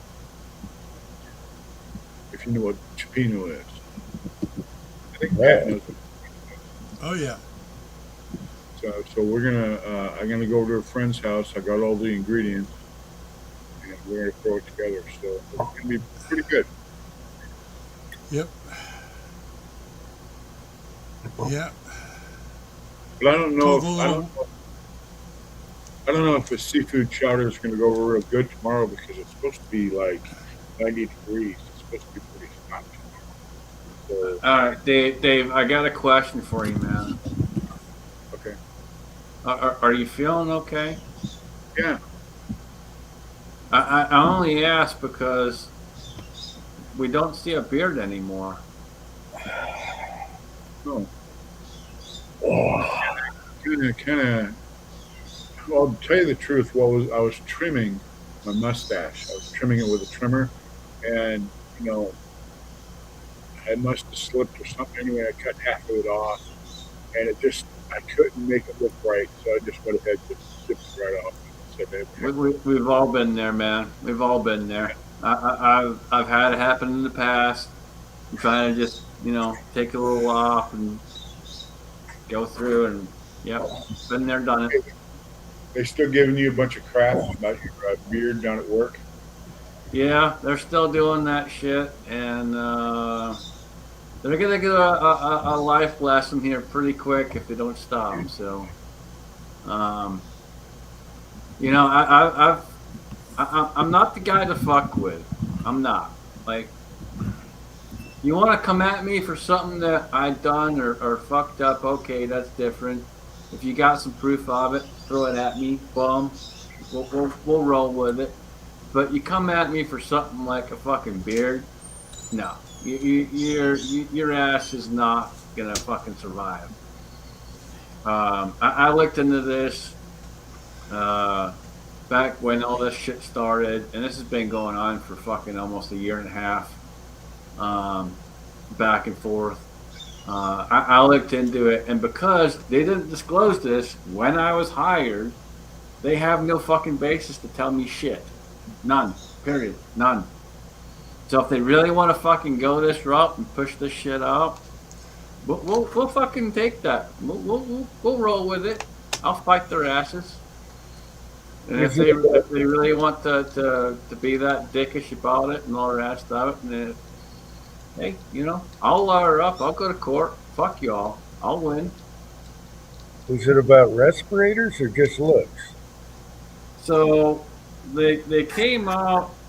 They came out with a safety issue about a year and a half ago, almost 2 years ago now, and said that beards have to be 3 inches or less in length. And then at that time, that's when I started having back problems. Was right around the same time, and one of the guys, one of the guys that I work with was just trying to be funny and said something about my beard, interfering with the job and this, that, the other, and my boss just never stopped ever since. And so I gone back and forth with him. End of last year was the last time he really said anything about it. And I fucking just chewed him a new asshole. I walked into work that day, he said something to me, and I just stopped, and I just stopped dead in my tracks and looked at him and just fucking ripped him a fucking new one. I'm like, dude, I don't know what the fuck the problem is, but you need to fucking figure your shit out. Like, this is fucking ridiculous. And I just fucking let him have it, man. And that was the last I heard of it up until like 3 weeks ago. And then this shit started coming up again. And now, magically, it's not 3 inches, it's 4 inches. Oh, they So gave I'm you. like, okay, make up your fucking mind of what you're doing here. Well, take an inch, give a mile. So, but the thing of it is look, it's never been in writing in the handbook. Period. Never seen it. I've read the handbook when I started. I read it many years ago.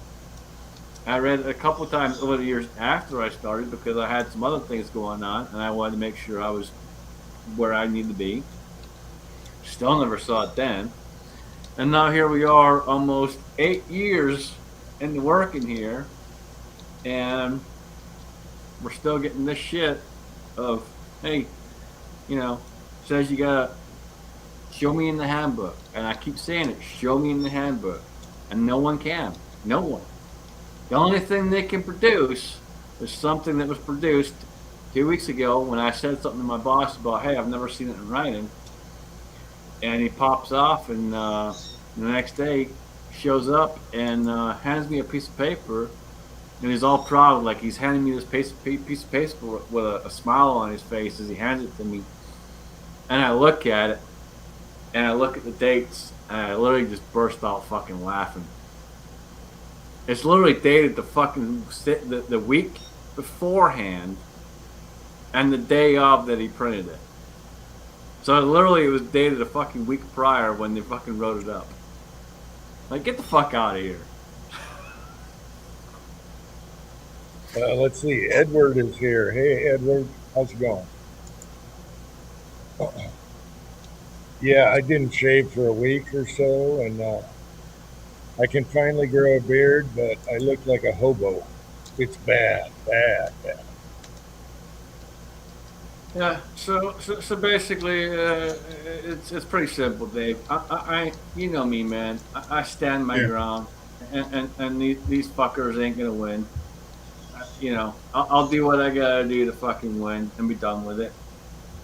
Like, I literally asked him because he said, well, you know, you don't have. I'm not trying to make you shave, but you know, you could go the other route and we're the beard fucking thing. And I'm like, I'm not in the fucking food industry. I'm in a fucking plant. Like, what the fuck am I doing to where I need to fucking wear the... No. Like, what? Fuck off. I'm like, you show me where it's a fucking safety hazard. Show me, please. For the love of God, show me where it's a fucking safety hazard. All right, here's what you do. When your boss is there, come to work with a bunch of fuses tied to your beard and light them like Blackbeard. And say you got a problem. Oh, dude, they're gonna have a fucking problem. They keep this shit up. That's all there is to it. Yeah.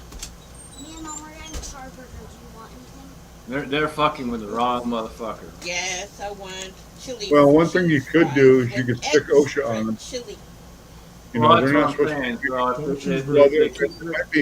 Well, there might be they might be Just the burger. there might be a clause where they can come up with certain safety concerns.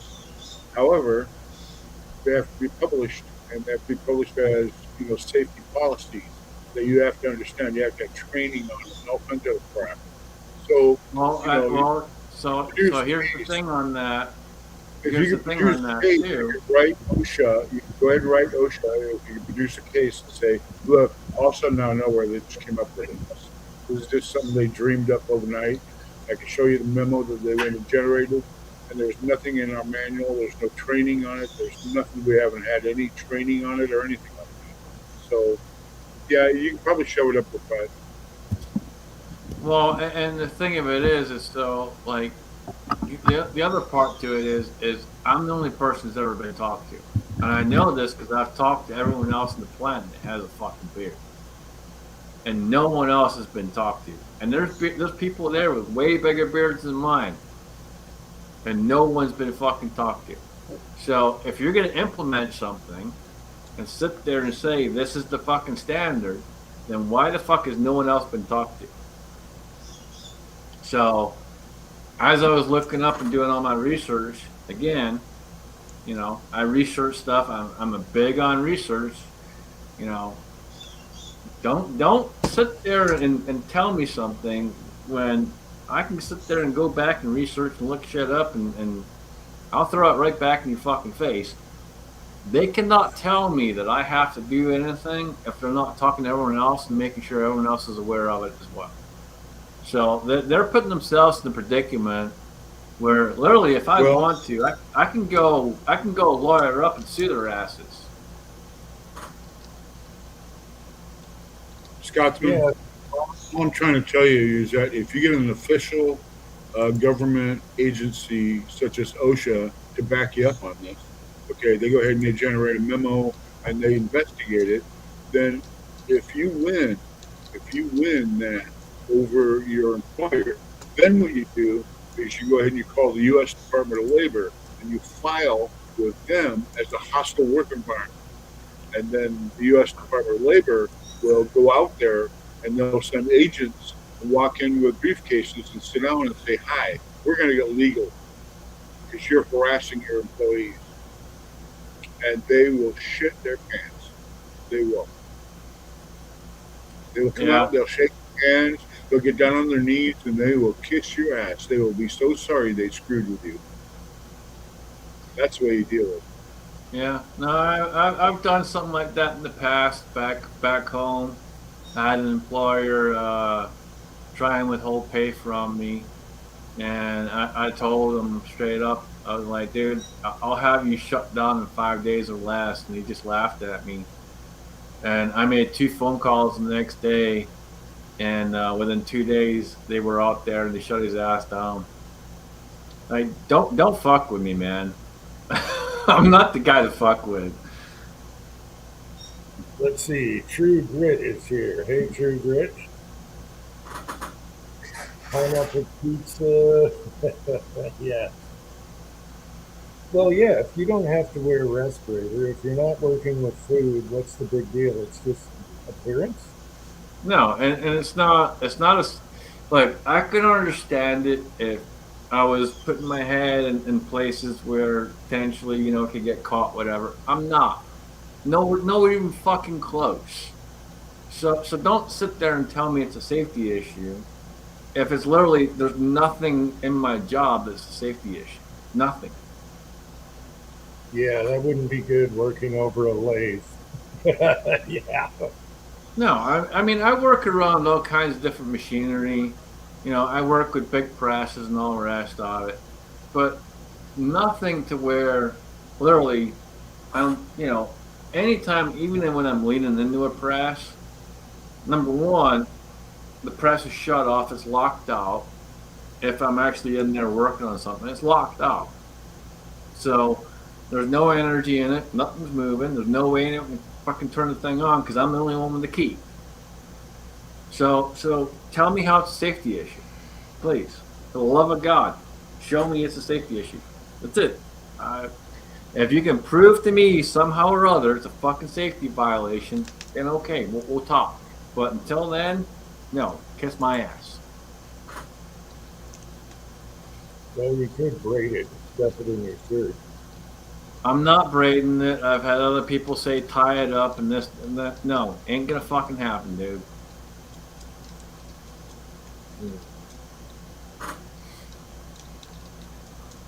Just, you know, when I went home a couple years ago, my mother turned around and she's gotten sassier and sassier since I left, like years and years ago. She's gotten super fucking sassy. And you know, I was back home and she was only there for a couple hours because that's pretty much all me and my brother can stand is a couple hours. Buzz is here. Hey, Fuzz. Fuzzy, you're not wrong, man. You're not wrong. But they already have all those, and it doesn't help, man. Trust me, they are so far fucking on the other side. It's not even funny. It's a battle, brother. Every day, it's a battle. Okay, cold-hearted bastard. I was wondering about you. I was talking to my son. I got to get a hold of you. I haven't heard from you. You're probably really busy. So, True Grit is cold-hearted bastard. All right. Anyway, I've been meaning to text you and see what's going on there. All right. Probably being worked hard. All right. So that's the mystery. Cold-hearted bastard. But yeah, no, it's back home, and my mother goes, I don't like that beard, and I'm like, it's not on your face. You ain't got to like it.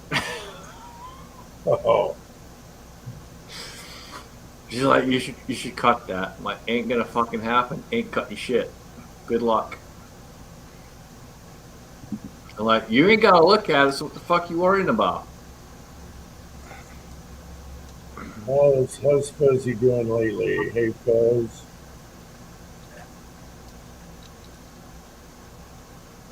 Okay. Yeah, she's gotten sassy over the years, man. I never used to cuss at my mother. That was my one rule. Was I would never cuss in front of my mother. That was my one fucking rule. One rule. But when I went home, she was so fucking sassy. That rule went out the fucking window.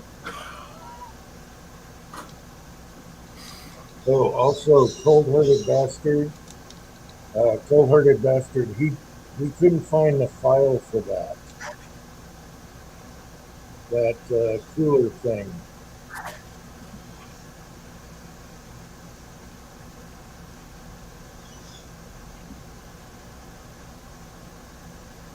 Anyway, I'll be right back, guys. Keep it going.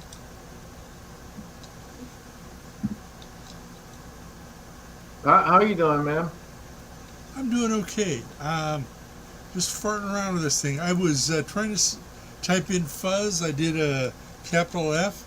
And there you go. It goes to full screen. Now I can see much better.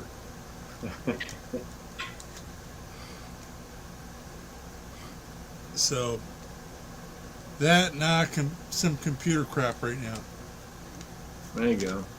for AI. And what else is cooking?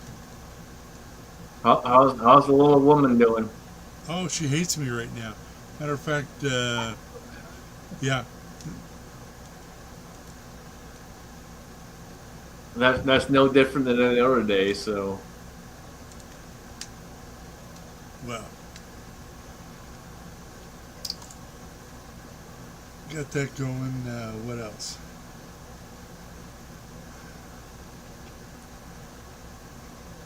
Parrots have been eating good. They had chicken pot pie, and let's see, they had carnitas tacos 4 days ago. So they're still eating good. all right, you've been doing any loading, any shooting? Oh yeah. So I got a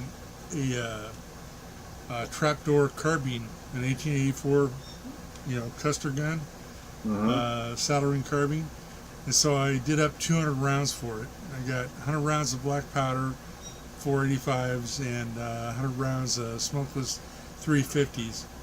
And it's been too hot to go to the range. It's no fun when it's 100 degrees in the sun. No, it's not. It is not. It's no fun here when it's almost 90 and the sun's just beating down on you and there's no wind. Trust me, I get it, man. It's not fun. Yeah. So maybe Tuesday. It's half price day, Tuesday afternoon. So gonna do that. Last time I went out, the overall length was too long, and I was having a hard time getting the breech closed. So I had to reseat them all. So they're all set, ready to go. Okay. What else? I've been straightening things out. So I can't see a difference, but I've got 3 full garbage cans. So it still looks like a cluttered mess, but I got 3 cans full of progress. Dude, nothing beats that shelf. Nothing beats that shelf. That shelf will be burned in the memory of everyone. That big bow and that shelf, man, that was awesome. I was like, that guy's a reloader. So I missed it. What was the garbage cans that you were cleaning or what? I've been, straightening out. Yeah, went through that a couple weeks ago. What's better down here? You can't tell the difference. 3 garbage cans, and it looks exactly the same. It's funny, Pat. I went through the house a week and a half ago. I took a whole fucking truckload of shit to Goodwill, dropped all that shit off, come back, and I'm like, it still looks the fucking same. And I moved some shit around, take care of some other stuff, start working on some reloading shit, and I'm like, dude, it just got 10 times fucking worse. How'd it get worse? It doesn't matter what you do. If you're in guns, if you're reloading, somehow or other, the room always blows up. Yeah.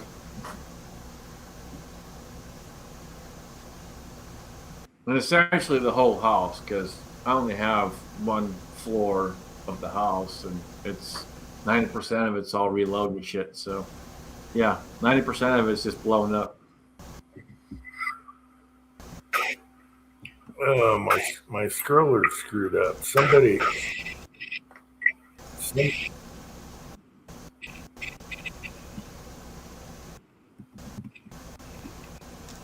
So, 4th, I do some blanks.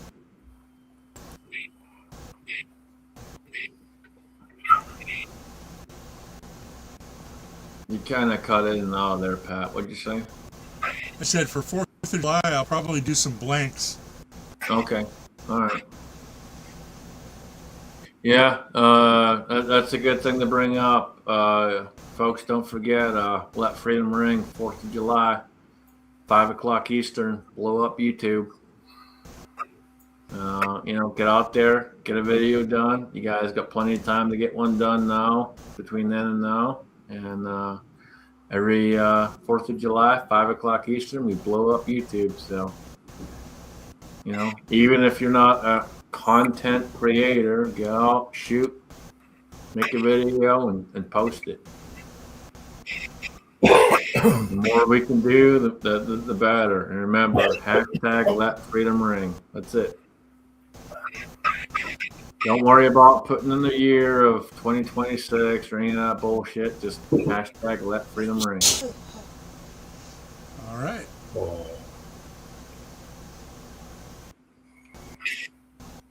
I'm working on a bunch of 45 Colt right now.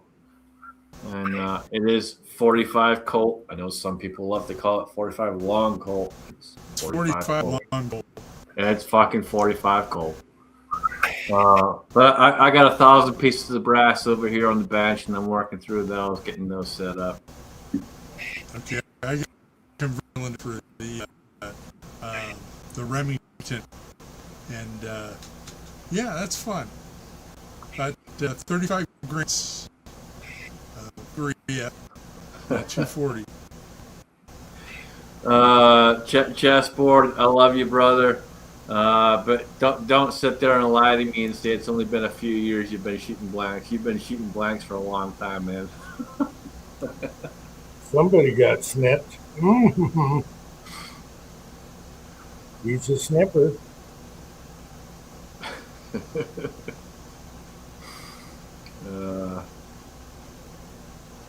If you guys haven't checked out Chessboard's channel, please go check out Chessboard. Chessboard is freaking awesome. He doesn't do any long videos. They're all real short, and they're really good videos. Please go check him out. Good dude.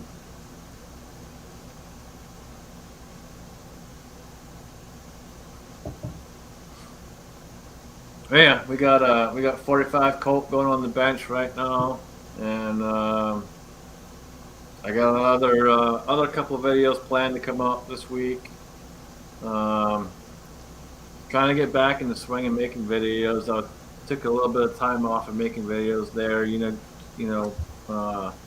Some things happened. I lost a good brother and stuff like that, and it just kind of put me in a little bit of a weird space, I guess, and just wasn't really feeling making any videos, anything like that. But we're trying to get back in the gig and getting on the roll of it. So got a couple of different videos planned to come out this week. Hopefully, try and get them filmed up here pretty soon.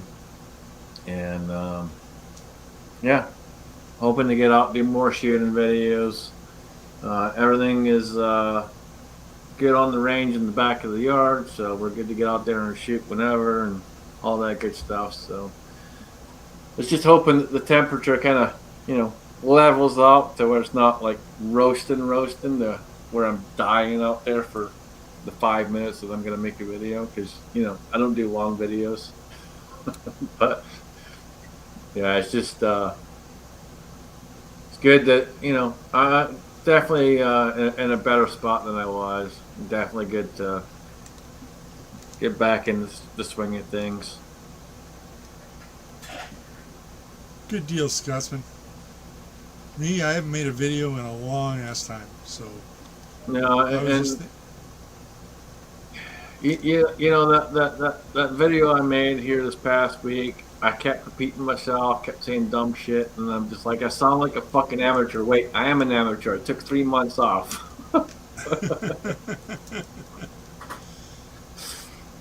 That was just horrible, but I recorded the thing like fucking 6 times before I finally just said, fuck it, I'm posting it, whatever. Yeah. We'll get back into the swing of it and get things squared away. It's just, it's been a minute. Garage Guy, I've talked to Kingpin here and there. He hasn't really done a whole lot of videos or anything like that. He's actually, he's been seeing somebody for the past probably year. And that's been taking up most of his time between that and work. But I usually try to at least text him once a week and try and make sure he's doing all right. I haven't talked to him probably I don't think we talked this past week. But I talked to him the week before, and things were still doing okay. So hopefully he'll jump on a chat sometime. I keep sending him links every week, and hopefully he'll jump on with us. well. Let's see. I got any mixer left? David, Okay. Everyone. All right, no, it Pat. disappeared in the background. Oh, you got that But that's not what it is. bullet, This is right? still- nope. This is Ozark Spirit handmade 3-month-old bourbon. Okay. Well, Nice. Okay, Gunswatter, what do you got there? Gunswatter? I got some 10-year-old whistle pig. You didn't show it. I blew you up. Oh, I'm sorry. There you go. There we go. got a small batch. There you go. So Yeah, it's a blended rye. I was given a couple of small bottles to try, and this is one. And this is Jim Beam Black 7-year-old. Oh, nice. I've never been a huge Jim Beam fan, but I've not had the 7-year-old, so we'll see. Got some in the glass. You All know, right. Did they get rid of the peanuts, or still smells and tastes like peanuts? Now that you say that, Pat, there is a little bit of a nutty smell. I wouldn't say peanuts though. There's a little bit of a nutty smell though. Okay. I've been letting. So this has probably been in the glass for about an hour. I've just been letting it aerate. Anytime I'm trying something new, I try to let it sit for a little bit and make sure it gets a little bit of air to it, so I can get the full flavor and all that. I'm not really getting. Yeah, they peanuts. say leaving it sit in a glass even a half an hour does something to it. Oh, Yeah. Oh yeah, absolutely. Ozark's got notes of benzene and ether. Like industrial cleaning fluid. Yeah, this. I'm not really getting any kind of. Yeah, I'm not getting peanuts. There's definitely kind of an earthy kind of smell to it, but Huh. Not- Well, that would be much better than the Jim Beam White Label. That it tastes like circus peanuts. all right. Well, let's have a sip. Slanjiva, Slante. Cheers. Cheers. Oh, and a cigar. Not even regular peanuts, circus peanuts. Yep. You know, hiking. No, I like Jim Beam. It's just it's got that one character on it. You know, if you can. Okay. So it doesn't smell like peanuts, but holy fuck, do you taste peanuts? Damn. Circus peanuts are those candy thingies that are like a rotten dried marshmallow, right? They're orangey. Is that what you're That's talking about? crazy. The candy? I don't think I've ever had a whiskey. And granted, obviously this is bourbon, but even then, I don't think I've ever had one that tasted like fucking peanuts. Garage guy has a message for you. Oh, good lord. Oh, you know, Hey man, I don't have expensive fucking whiskey glasses for nothing, man. it's funny. It's funny. We spend money on good whiskey glasses for good reasons. You don't like it, that's your problem, dude. I'm not throwing my fucking pinky in the air, so don't be throwing out some fucking English bullshit. I ain't doing no pinky. Add some jelly. Yeah, there you go. It's funny you guys brought up two things. Haven't done a video for a while, and then whiskey or bourbon.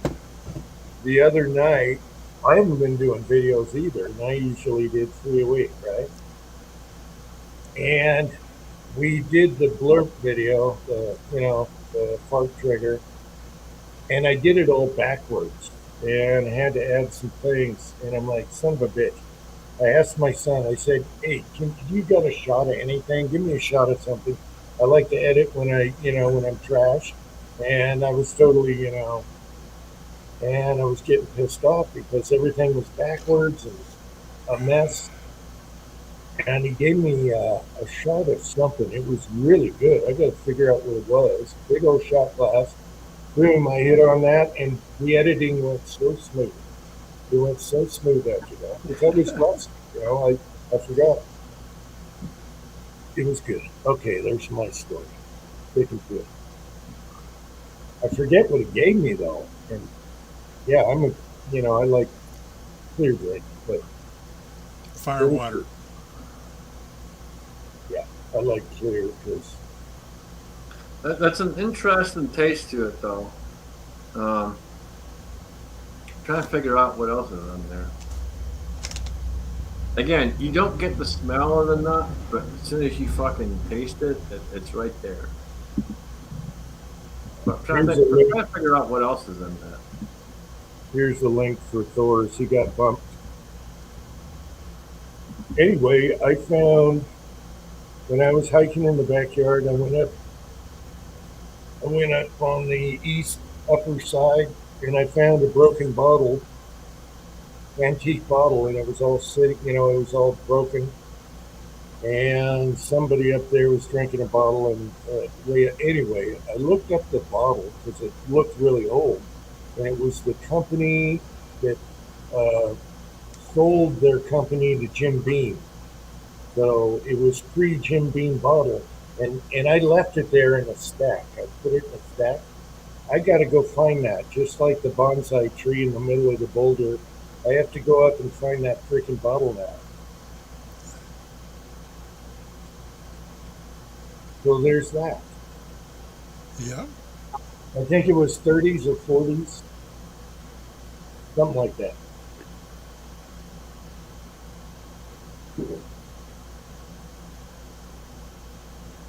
Uncle Jim, I like that that massager your son found. That thing's in great shape. Oh, hell yeah. Hell yeah. That thing is industrial. Yeah. As a matter of fact, I'm going to have to beg one of the family to give me a rub with it. Break your bones. That baby looks like it could jackhammer. Yeah, They just don't make tools out of all aluminum like that anymore. no, and I can see why I bought it. He likes retro, and that thing is built. Yeah, it's nice. And the new ones have plastic, and they're expensive. So,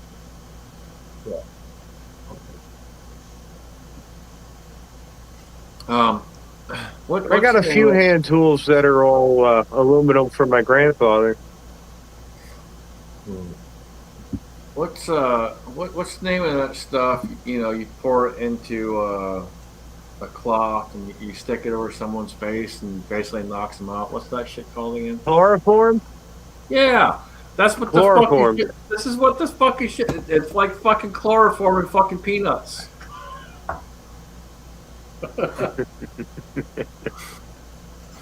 That's exactly Okay. what it is. So I ain't paying extra for 7 years. No, dude, no, don't waste your money. It's chloroform and fucking peanuts. It's not. No. All I can say is I'm glad I didn't buy All you this. need is the white makeup and the big red shoes. I'm glad it was given to me and I didn't buy it. That's all I can say. Okay, guys, it's time to share. The son just walked by, and I asked him what he gave me the other day. And let's enlarge. How do I enlarge myself now? This is what he gave me. It's made in Utah. Outlaw Distillery. Look at the bottle. Bourbon. And man, that was good. So that's made here in Utah. Look at this star for 6-shooter Texas. It was good. Nice looking label. Yeah, it was good. Nice looking bottle. Look at that.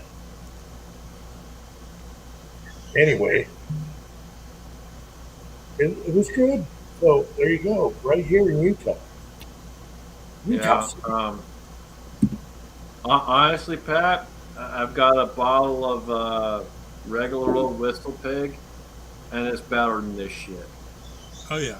And Whistle Pig's not exactly great by any means, but it's way better than this crap.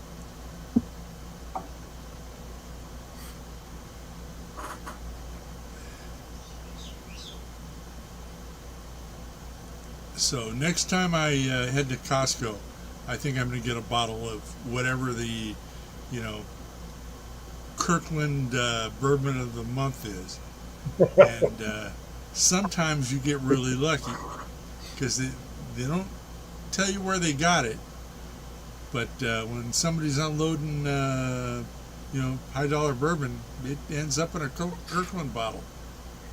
So You know what's funny, man? Is my local Costco, for whatever reason, only carries wine. I've never seen anything but wine in my local Costco.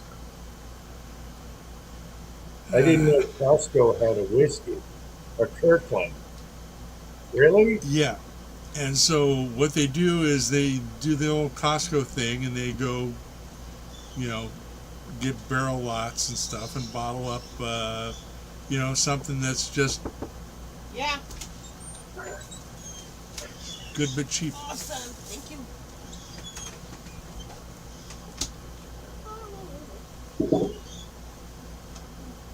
Yeah, Pennsylvania screwed up on that. We got the state store system, so Costco ain't selling any kind of bourbon or whiskey or anything with any proof in it. Yeah, no, They got we're a same way in thing for Ohio, a man. couple of years where supermarkets can sell beer and wine. Best thing that's that ever screwed happened up. to Washington State is they got rid of the state stores, and now you can go to the grocery store and buy whatever you want. You can go to Walmart and buy whatever you want. You can go to Yeah. Costco and buy. Zorzax, I remember when they changed that, and I went to a Fred Meyer and saw all the booze right next to the grocery, and I was like, hell yeah, baby. Yeah, yeah. Ooh, wait Yeah, a it second. was like the day after they closed the stores, man. People were like, "Wow, man, I didn't know they could be this good." Oh, Okay. you bastard, you I got to bastard. get off for a little while, so I don't like wreck it for everyone. I'll be back with a gummy mustache in a few minutes. See you soon. You bastard. Yeah, I'll be picking the cheese out. Thinking of you, Jim. That looks like a tasty burger. Well, It Kyle, does. you've got Total Wine and More out there too, so that's probably way closer than going to Alpharetta. Total Wine and More has all kinds of whiskey and everything else in it. Total Wine and More is a lot closer to you versus Alpharetta, probably. Jim, the Costco vodka is made by Grey Goose. It's the same thing. Huh. Costco vodka is Grey Goose. If And you like probably- Grey Goose, I don't know if you're a probably- Tito's fan or whatever. Yeah, and $5 cheaper a bottle or whatever. Yeah, it's Grey Goose. It's the same thing except for it says Kirkland on it. That's it. It's made under contract by Grey Goose. Yeah, we're Says so right on. I'm in the same kind of thing as Guns and Water. Out here, it's all run by the state, so that's you don't get it's too many communist. grocery stores or big box stores that actually do any kind of whiskey or spirits or anything like that. You'll get your basic shit, but they don't do any of the high end stuff or anything like that. And the ones that do, again, it's all state run, so very limited as to what they have usually. We have Yeah, state stores are kind of like living in Russia. well, we had both liquor stores got bought out. There's one south and north. Sold of in me. state stores made by state factories.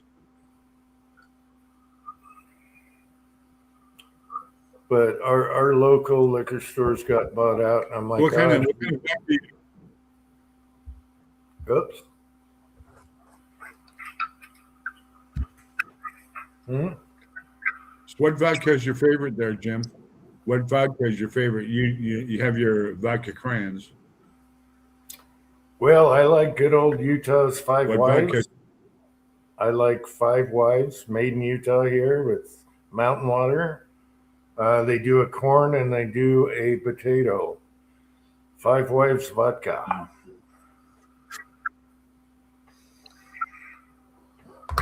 And the label is hilarious.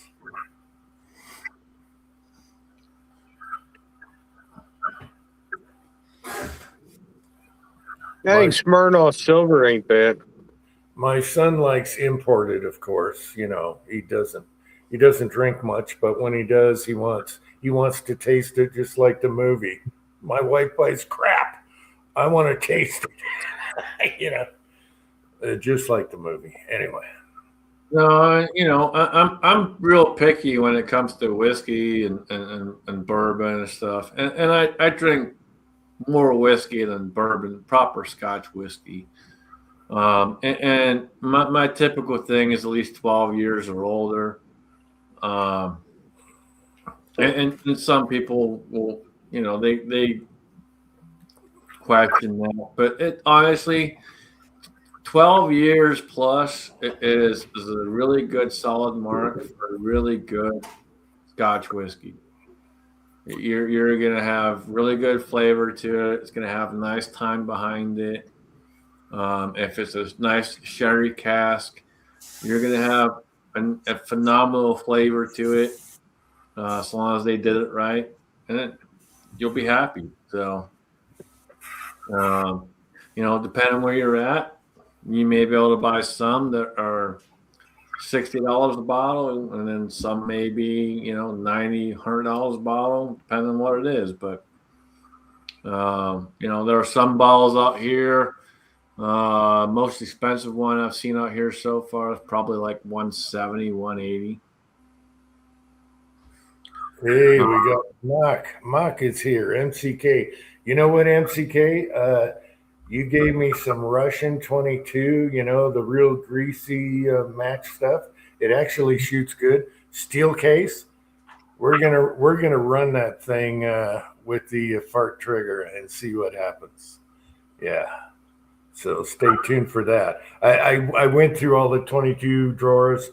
And I was like, oh, look at this. I got Mark's ammo here. And it's really waxy and everything, but it shoots good. Shoots good. But it's steel case. So we're going to try that in a fart trigger. So there you go. Good to see Mark. Yeah, Edward Glenfiddich 18. That's an awesome one.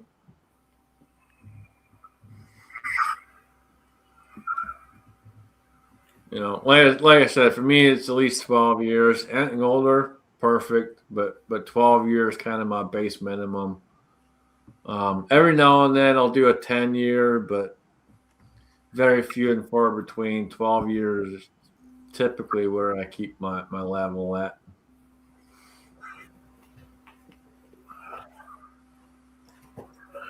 I'll drink it if they run it over a 2x4. Yeah, I'm not that guy. I mean, this shit that I got in this fucking bottle tastes like that, but Hey guys, but that was given to me, and I'm not typically that guy. But hey, if it's given to me, I'll try it. Well, chloroform and circus peanuts reminded me of Gacy. There it is, Mike. This was on the desk. The USSR. Yeah, this was on the desk because Russia. I was testing it with other stuff. I shot it, a year ago or whatever, and it shot good groups with my Match 22. It shot really good at 70 yards. well, hey guys, I'm gonna bounce out, so I'll see you guys later. See you next week, okay, Jim? All right, take care. Hey, Dave, take right. care, man. Take care, Thor. Dave, you need to just holler at me, brother. Okay. Take care, Dave. I'll put another linky up there. It's time for a ciggy. Make sure if you're a praying person, pray for Dave. He's still recovering, still going through a lot. So if that's your thing, pray for him, and let's hope the best for him. He is doing good, and he survived, and he got better. He's doing better. He's talking way better and everything. He's doing a lot better, but he like today, you can tell today, like he was a little off today. So just keep him in your thoughts, keep him in your prayers, and Well, that's a hell of an ordeal he went through. Yeah, Speaking man. of which, Uncle John is watching, and people do the same for Uncle John. Not doing good. But I know he's out there watching. What's going on with Uncle John, man? Well, I don't, unless I talk to him, I don't want to talk about it, but yeah, not good. Well, all right. Well, we don't necessarily have to say what it is, but is it serious, or is it, he's just not really, he's under the weather to the point where not good, but it's not like super, super serious. Pretty damn serious. I don't know how far I want to go with this. No, well, dude, again, you don't have to. I would He just ask. was working real hard. Okay, he was working real hard to be able to stand up and use the walker, and started doing laps and doing good and so many feet a day. And then he broke his hip. He fell over and broke his hip. So now he's got to start all over again. Yeah. Okay. So All he, right. I didn't even want to say that much. But No, no, dude. he's Again, not, I wasn't trying to get you to. I just wanted to know if it was like a all, serious thing or not a all, serious thing. That's all all. we want to do is get him home. Get him home. Yeah. No, Get dude. the hell out of We're that place. Get the hell out of there. He anyone. was working hard and then fell and broke his hip, and that makes it 10 times worse now. Anyone in our community. Yeah. That includes all you guys in the side chat. You don't necessarily have to make videos. We care about all you guys. You guys are out here every week. You're watching this. You're talking to us, interacting with us. We care about you. And if something's going on, you let us know, and if we can help, we'll help. And but yeah, like we don't have to necessarily know all the details. Like I said, before Jim said that, I was just trying to figure out whether it was serious, not serious. I don't, necessarily have to go into detail with it, but Yeah, already, already, yeah, I already talked too much. but we love Uncle John, and we want Yeah. Uncle John around. So definitely, let's make sure we're thinking about him. And then again, if you're someone out there that prays, and pray for Uncle John. We'll keep Uncle John in our prayers. Let's make sure we're on it. Sorry, Uncle John, if I said too much. And Uncle John, if you can hear me, man, you need something, just holler at me. If I can help, I'll help, man. I'm limited, but if I can help, I'll help. We got cold-hearted bastard out there asked thoughts on Lagavulin in 16 years. The 16 year is decent. I've kind of gotten away from the Islay whiskey and more on the sherry cask over the last few years. As I get older, I just think my palate has changed, and I really like the sherry cask, man. And especially the older it gets, I just really enjoy that flavor more. So, again, I do like that one. It's good, but I'm not really a big fan of Islay whiskey anymore. I'm not. If someone offers it to me, yeah, of course I'll still drink it, but not my first choice.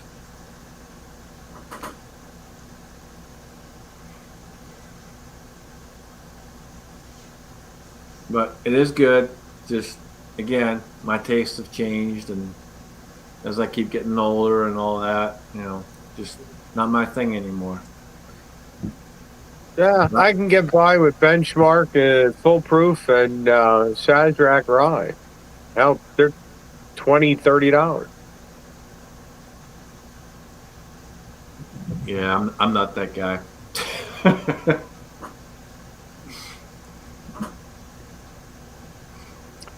As long as it's a decent mash bill and it's not full of chemicals and crap, I don't have any problem. It doesn't give me a headache in the morning. To me, it's a good whiskey. Yeah, no, I'm just picky, man. Again, the older I get, the more and more picky I get with it, and I'm just. I guess the best way to say it is, I'm just kind of getting more into my flow of what I like, and for me, cherry cask, and I'll sit there all day and drink that stuff. That's an easy drink for me all day. They ain't cheap, but I can sit there and drink them all day.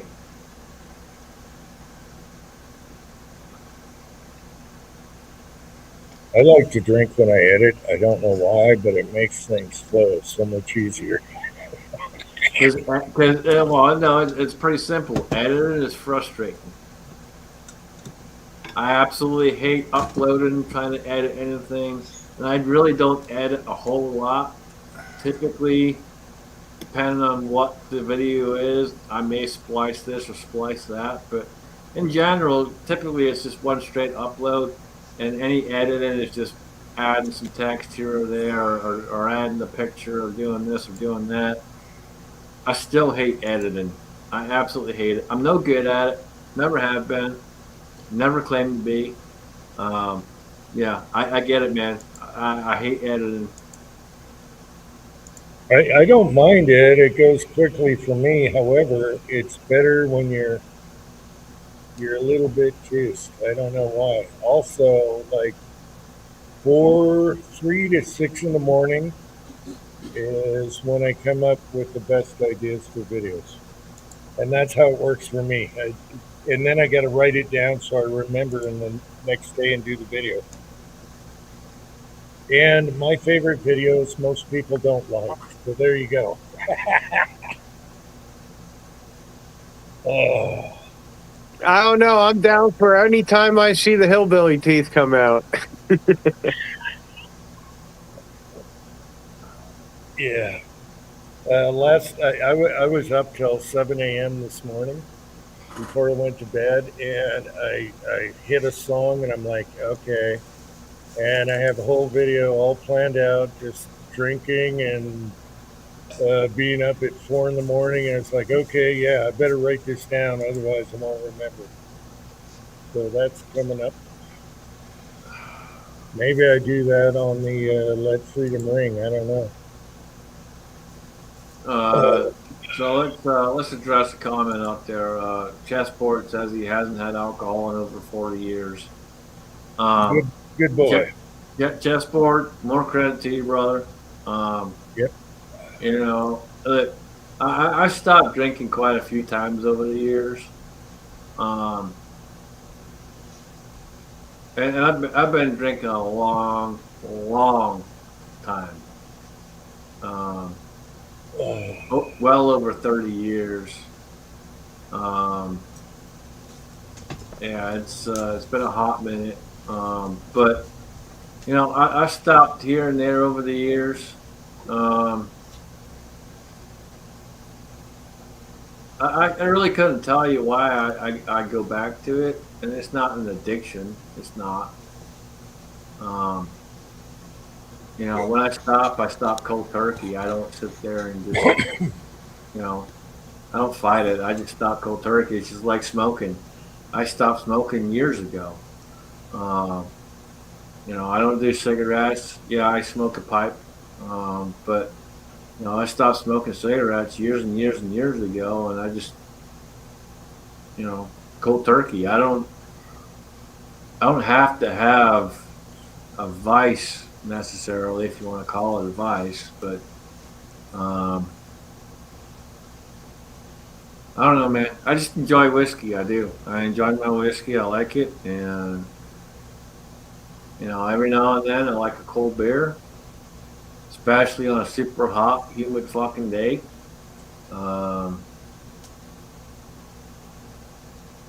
Yeah, You know, I'll quit. I will quit for like a week or so just to make sure I don't have BPs, which I thought for sure I would have, and just to check myself. And then I did the 6 month stint last year, or you know, whatever.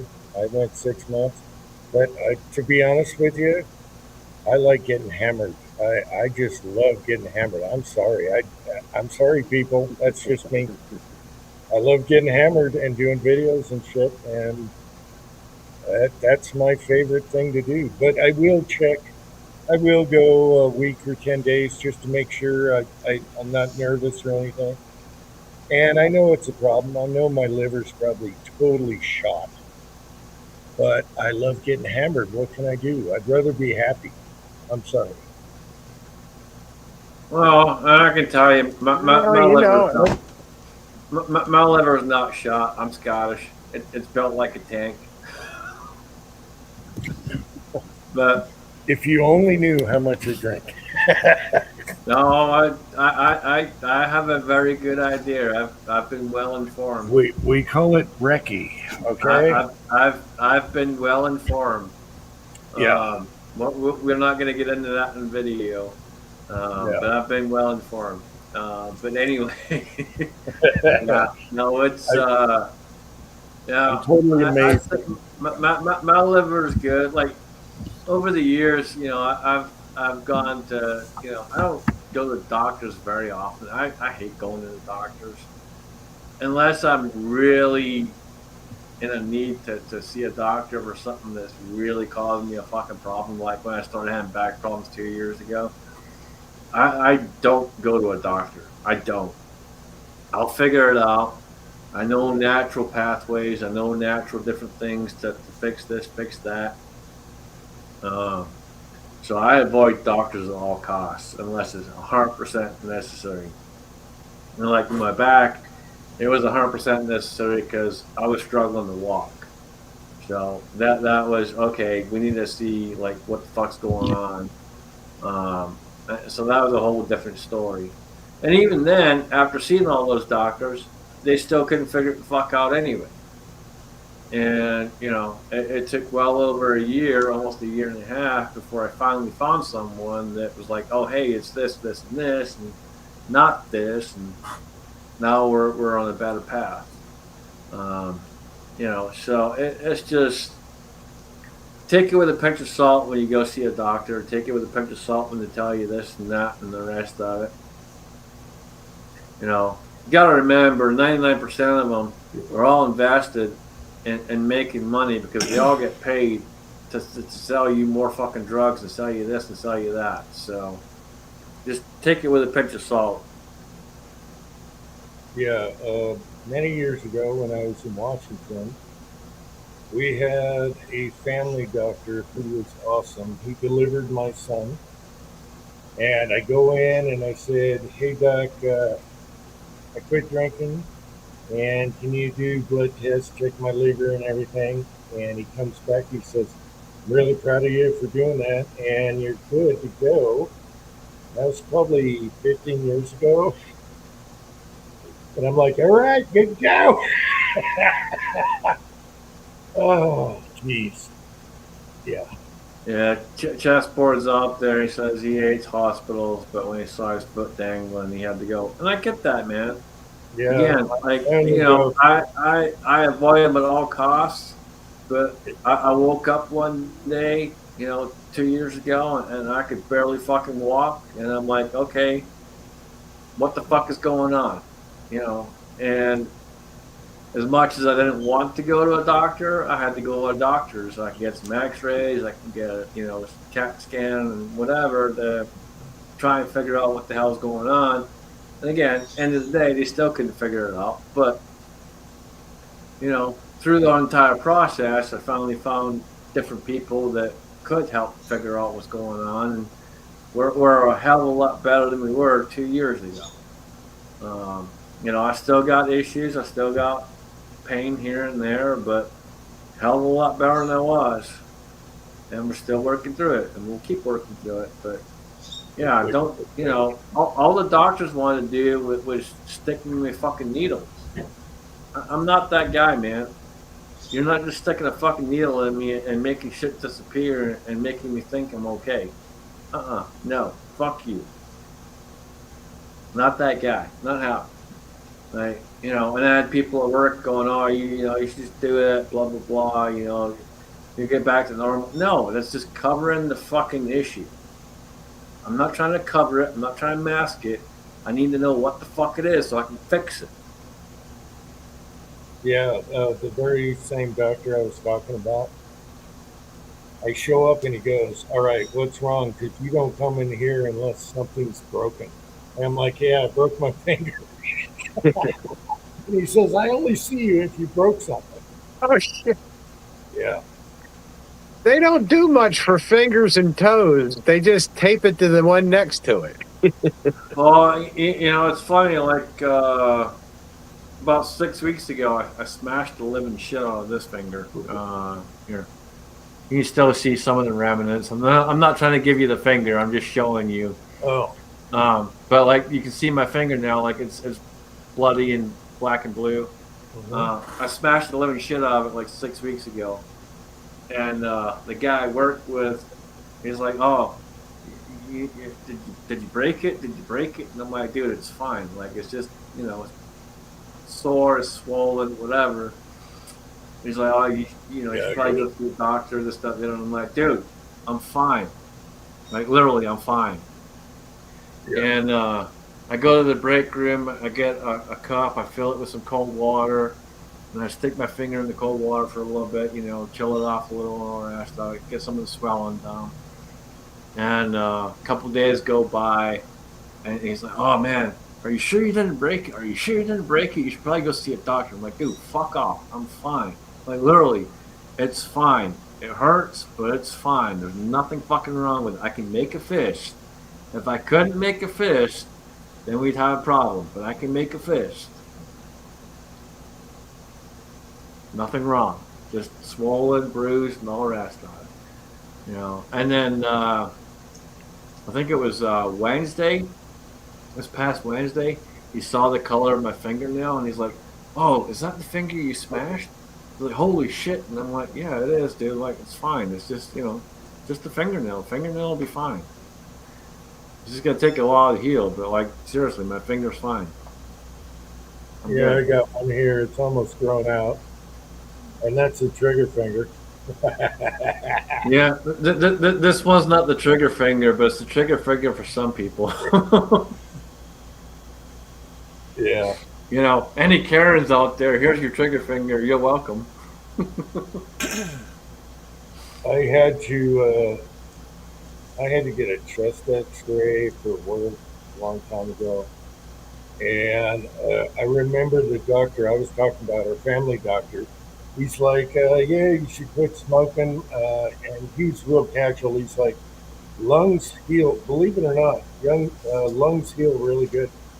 So I go in, and he wasn't there. He had a temporary. So I had some libtard doctor do a chest X-ray on me, and he's like, "Son of a bitch, you got to stop doing whatever you're doing. Your lungs are shut." This is 15, 20 years ago. And he's like, just bitching me out over this X-ray in my face, sticking it in my face. And I was like, I don't like this guy.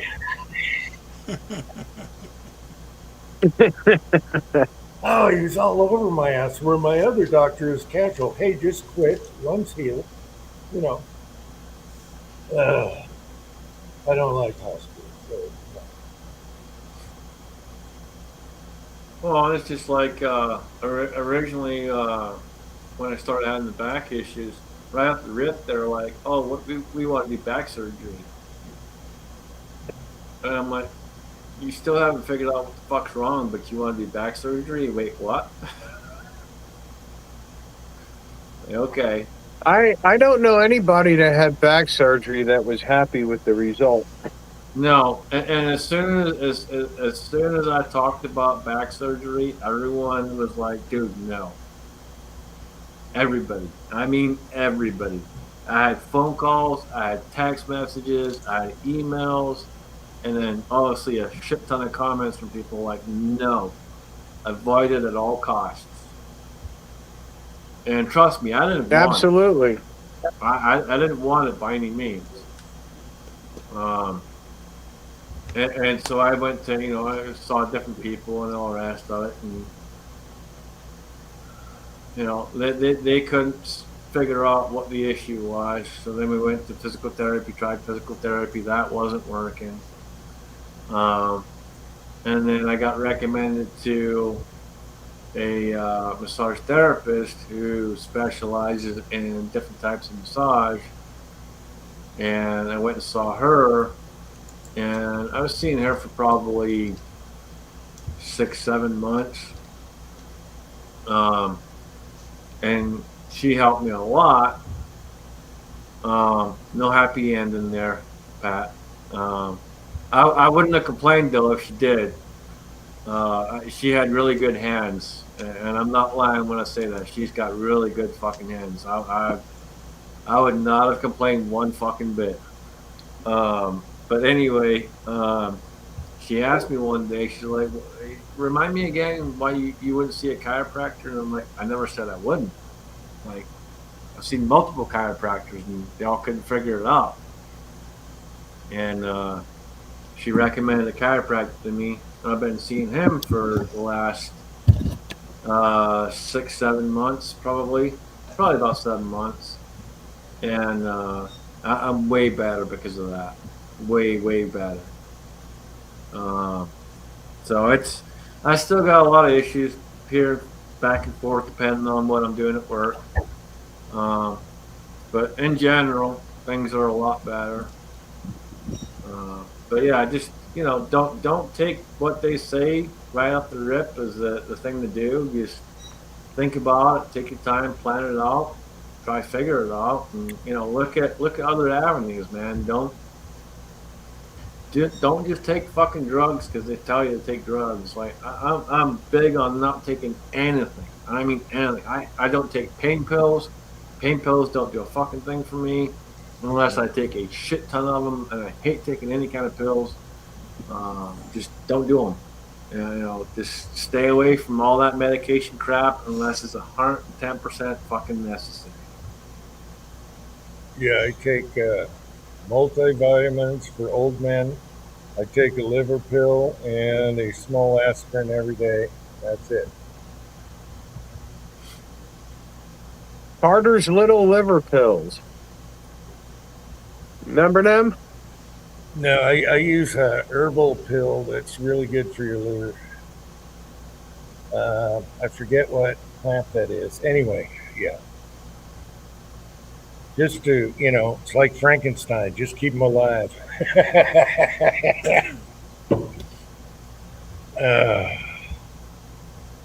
What the hell does Pat got in his background?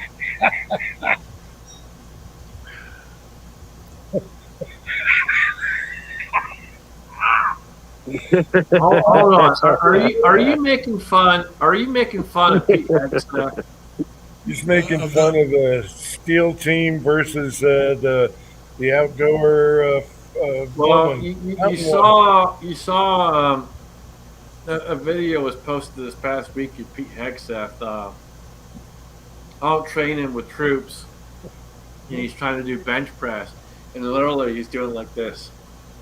He's not even going all the way down. He's not coming all the way out. He's just doing like fucking half fucking presses. And then as he tries to push it up to put it back on the bar, he's fucking struggling like a motherfucker to put it up. It was just hilarious to see it. But yeah, there's multiple videos on that out there. He was doing running with him. He was doing all kinds of training, but it was just hilarious. And seeing Pat's background just kind of made me think he was just poking fun at Pete. Pat is funny as hell. He should do more videos because he's funny as hell. I don't have the. That woman's probably a good cook too. Oh yeah. She'll probably give you the best blowjob you ever had. Oh, she could push my car. Oh, Uncle Jen's just like, oh fuck me. Pat's a hoot. If you've never met Pat in person, I don't know what to tell you. You got to meet him.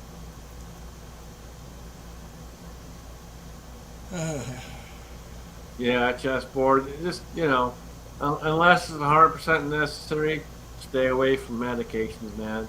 Medications are there. They're designed to make you sick. I've said this for years and years and years and years. If they were designed to make you healthy, they wouldn't have to be FDA approved. The FDA only approves things that have fucking side effects. And And they'll why keep do they have adding side more. effects? They Yeah. have side effects to give you another fucking drug. And keep And you they'll- on more fucking drugs and keep you fucking sick. They'll keep adding more to the mix and all that stuff. There's all kinds of natural stuff you can take that is better than that. Natural's the way to go. 100% agree with Jim. And You could go- I know, shocker people. Me and Jim don't always agree, but I agree with Jim on this. Natural's the way to go.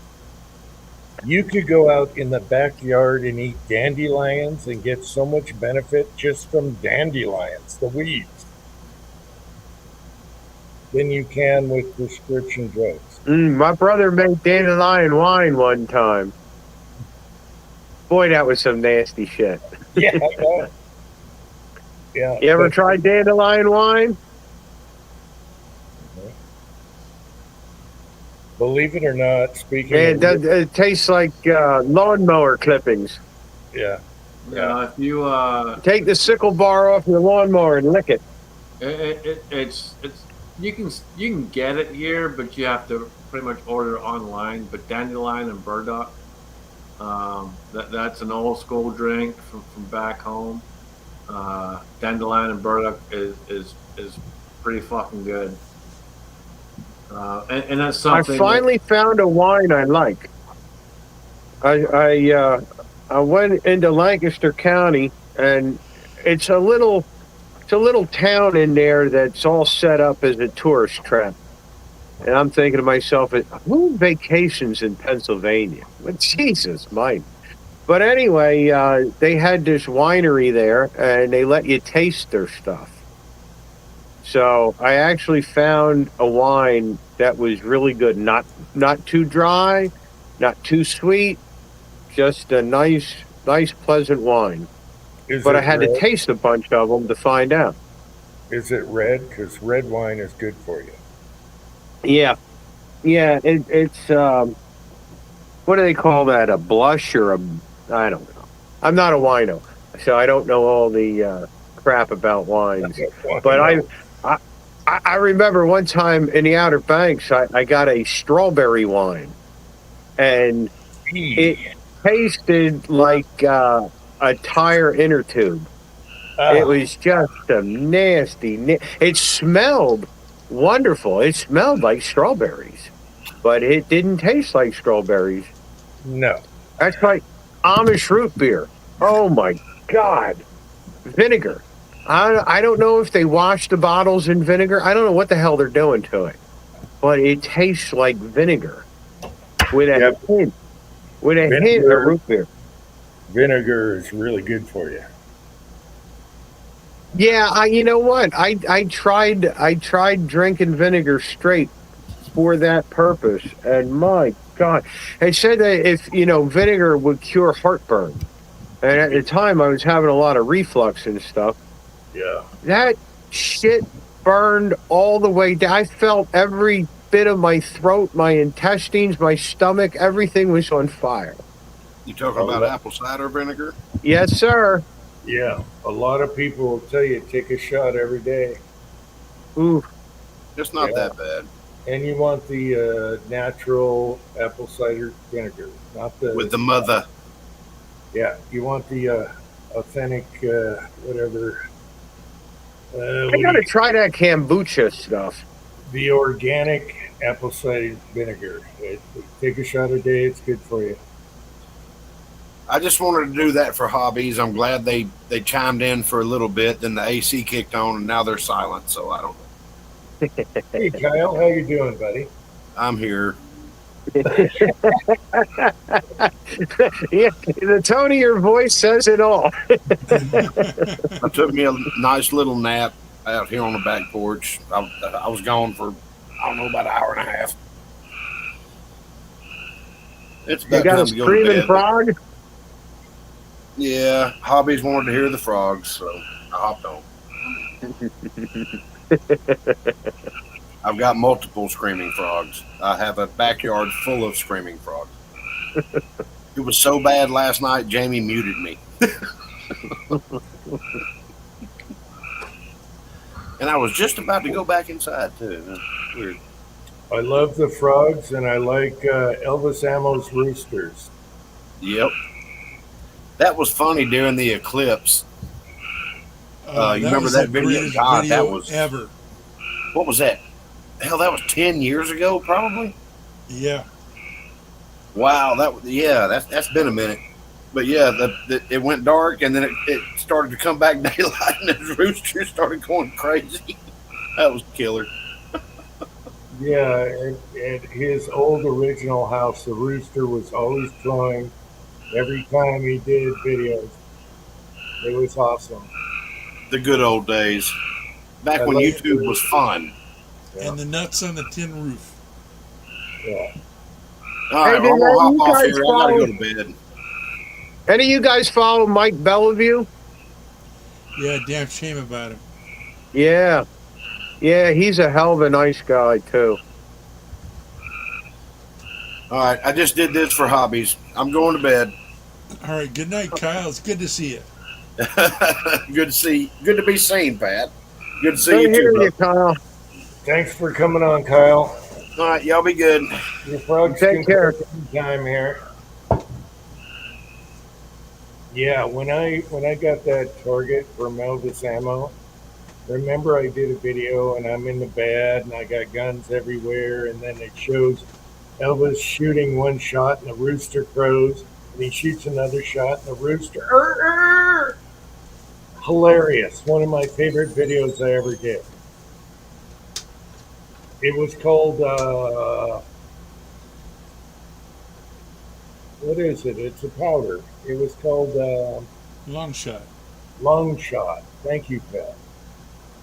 Go back and watch. You're going to have to go way back, but go back and watch the video Long Shot. It's long, but one of my favorite videos ever. That's when I used the old editor with that had music, and I chose the perfect music at the end. Oh, it was perfect. Anyway, I had Molotov cocktails on my nightstand. Hell yeah, baby. Oh, I love that video. And his target is on my wall.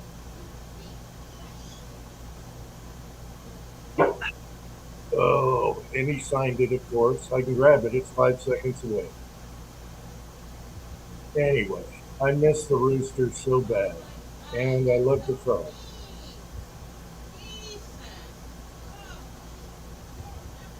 Elvis wouldn't be the same without the rooster. Yeah, screaming frogs are funny. Yeah.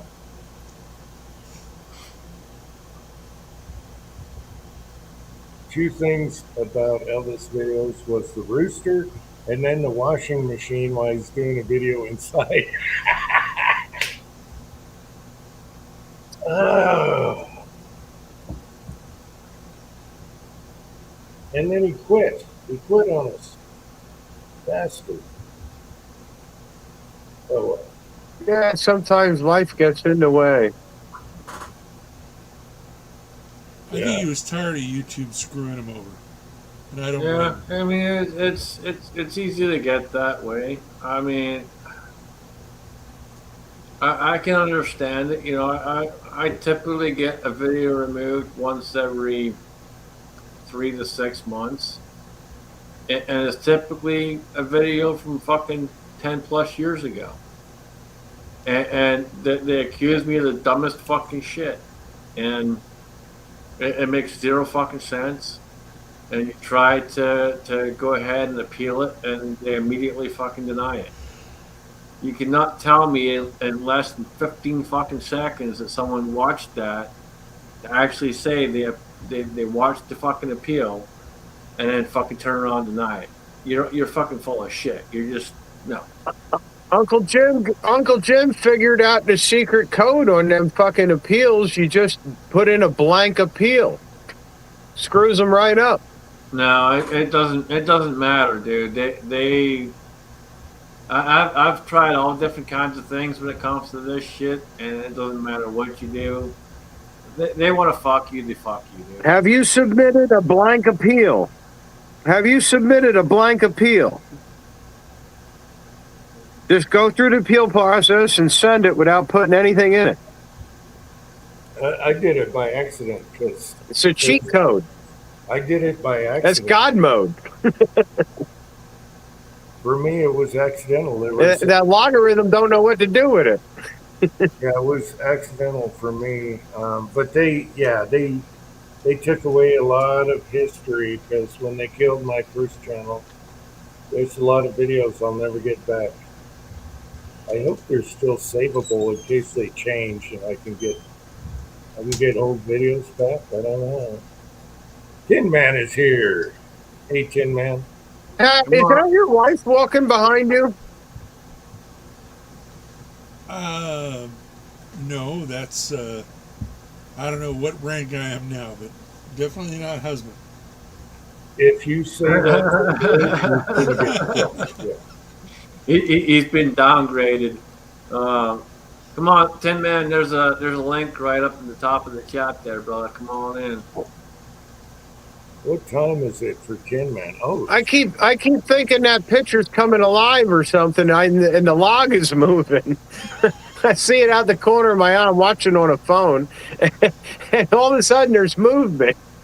It keeps cracking me up because that lady's got gray on, and I keep seeing red.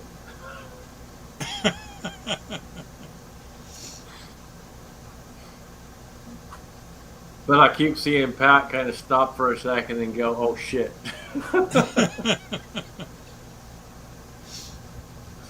Like, I need to stop talking. Stop talking. Don't say a word. Don't say a word.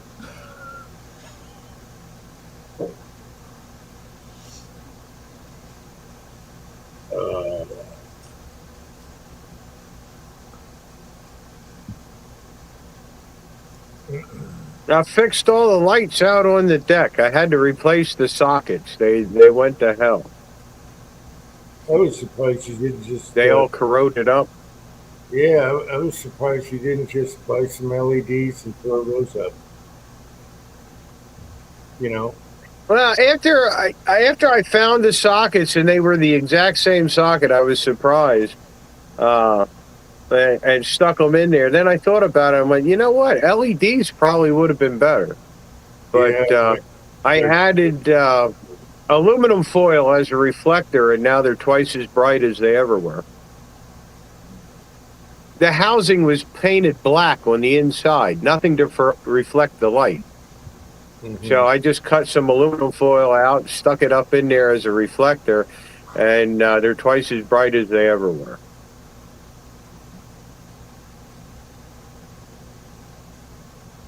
That was a son of a bitch. The little screws, they, it's aluminum, so it does that oxide shit. Yeah. I got a total of 3 screws to come out, and the rest of them I had to grind the heads off. I couldn't find my friggin' Dremel, so I had to buy another fucking Dremel. I should have stock in the Dremel company. Ground the heads off, popped them out, took them apart, replaced all the sockets. Looks like you got property back there, trees and everything. Yeah, it's 2 acres. Okay. Out here, they got a zoning ordinance to build a house. You got to have 2 acres. It's not a shit ton of land, but it's enough, Nice for chilling. Anytime you get With a tree. into anytime you get into a project at the house, it's always something, man. I installed a new sink in the bathroom today with the landlord, and that took us over 3 hours just because of various different bullshit going back and forth with the old piping and all the rest of it. So, it's always something, dude. You start getting into something, you dig into it, shit happens. I said another about 3 hours. We got another hour to put up this new light and fan. Fucking around, trying to get the wires the right way and figure out the old wiring, because the wiring up there is a fucking disaster. Just shit happens, dude. It's just you get into projects, man. You never know what's gonna happen. You know, it's just like I like building a lot of stuff myself.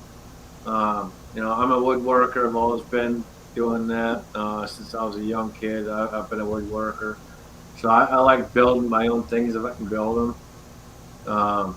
And you start getting into a project, and you know something stupid will happen. You'll be off by fucking 1/8 of an inch or 1/16 or some dumbass shit, and now you gotta fuck around to fix this and fix that, and you know, it's Yeah, always something, dude. Always something. plumbing sucks, especially on an older house, matching everything up. I hate plumbing. Yeah, no, it was a huge pain in the ass. And what we did too, and I kind of threw him off a little because I wanted to raise it up because it was so low down. So I went and cut some blocks so we could raise it up some. You know, I'm a tall fucker, and I hate having to fucking lean over if I don't have to. So we raised it up some, and then once we raised it up, we were trying to make sure it still would plumb in correctly. And the only thing we had to do was run down to the hardware store real quick and get an extension piece. We had to add that in, but that was it. But it was just, you know, just pain in the ass trying to pull off all the old shit because it'd been on there so long and shit was rusted and all that. Yeah, we got acidic water, and the copper pipes get eaten out, and you get little pinholes, and they're down in the cellar, and you're not down there all the time. I had one kitchen table, you know, the particle board tables with the veneer over the top of them. Oh I had one of them down in the cellar. I went down to one time, it was on the floor. It had been pissed on so long, it turned into like mush, and it just collapsed. yeah, And then you don't even see it. It's so fine pissing out, you don't even see it at first. So half of the pipes me and the old man replaced with PVC, so we didn't have to deal with that. yeah. It was But then, probably I think it was 4 years ago. Yeah, around 4 years ago, I think. I flushed the toilet and it wouldn't stop. The fucking water just kept going and going and going and going. And the toilet was good. The toilet stopped, but the water pump just kept fucking going and going and going and going. And landlord came over later that day, figured out where the entrance was to all the piping, which is a whole nother story. But anyway, finally got in there, and there's a fucking pinhole in the copper pipe, Yeah. and that was exactly the entire thing that just caused that fucking pump just to keep fucking running, dude. Doesn't I take had much. Don't take much on those old pipes. I had the seal at the bottom, you know, the wax seal you put in underneath the toilet. Yep. I had that leak enough that the subflooring in there got rotted out, and they make a thing to replace that's steel and raises it up a little bit, and then there's a rubber funnel that'll go down past it, you know, to make up. And the new thing will screw into the subflooring where it's, you know, good instead of rotted out. Yeah. And I did all that. And I didn't replace the seal at the bottom of the tank, and I didn't replace the flush valve, and I didn't replace the fill valve, and I did one at a time. As I fixed one thing, the next thing it was like 6 trips to Lowe's, you know, 3 or 4 days worth of work. It's always something stupid. And you were talking about, you know, cabinetry or whatever, and veneer. And those ones ain't actually veneer; they're Formica. Formica is completely different than veneer. But Yeah. that shit is so fucking cheap, Oh, and it fucking bubbles up and all kinds of fucking issues so easily with any kind of fucking moisture, any kind of moisture. That shit is horrible to work with. Absolutely fucking horrible. I had stored my wetsuit in a big cooler looking type thing. You know, it's like I don't know, 44-gallon container. And one time I went in the cellar and that whole thing was full of water from a pissing pipe. Yeah. Tread Oh, is here, by the way. Hey, Tread. Tread is here, by the way. Just wanted to mention that. Good to see you, Tread. I've been in this Hey, house Tread. for, I think I've been in this house about 5 years now. And I had, the first year I was here, I had a huge flood in the basement. Actually, I've had two, I think, over the years. I think I've had two. And the worst one was probably like 3.5 feet. It was pretty fucking high up. Oh, You know, that's terrible. You got a and- sump pump now? Well, I do now. At the time, I didn't. You know, I called the landlord and told him, hey, you know, we got a major fucking issue, and he come over and you know he went and got a sump pump and all the rest of it, and we were working on that shit. And I haven't had a problem since then, but you know, it took us quite a while to get all that water out, man. Between the sump pump and I was using my shop vac and all that too to try and you know aid it and get the shit down as quick as we could get it down. But it was a pain in the ass, man. Yeah. But basically what that broke down to was figuring out that there was an issue with the outside wall. But also on top of that, at the time, the house didn't have any gutters, so nothing was directing the rain out, Yeah. and all that water was coming right down on the house. Yep. And so I told them right then and there, I'm like, dude, we gotta get gutters. And so that same year, that summer, we ended up getting gutters put up, and that's helped a huge amount. But we still got to fix the side of the house. Every now and then, you'll still see some water down there, but it's nowhere near as bad. But we definitely got to fix the side of the house there. But that's going to be a little bit more work, and obviously money. So once he has enough money to come out here and do that, we'll get that figured out. But, Okay, No, Tread said he got a RL 300. I'm not familiar. Somebody refresh my memory. doesn't ring a bell to me. I'd have to look that up. RL 300. There you go. So it takes the same turrets. It's 4-hole. What? 300. I gotta look that up. It doesn't ring a bell. I think my press is that old. It's old. 300.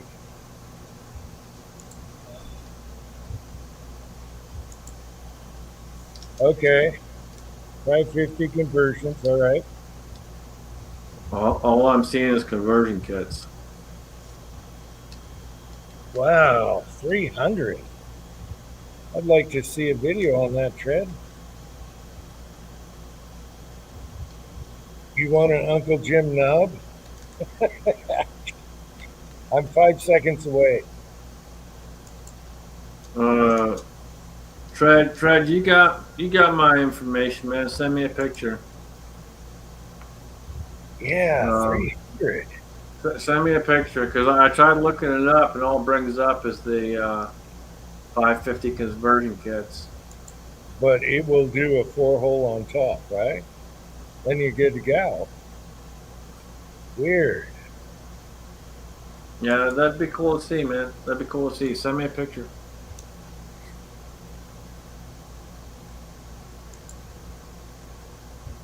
I like older presses, man. I bought an old 550, 550B, 6 years ago. I ended up giving it to Alan because he needed something to do more 10mm on, and that thing's probably more than paid for itself than what I paid for it in 10mm. I can guarantee you that. 'Cause I got that thing for a hell of a fucking deal. Yeah, mine's an old 550. It's really old. I gotta shim it up. It's getting loose. Yeah, I have. I got Willie's 450, and that thing rocks, man. I love that thing. I got that set up on 45 ACP right now. That thing rocks.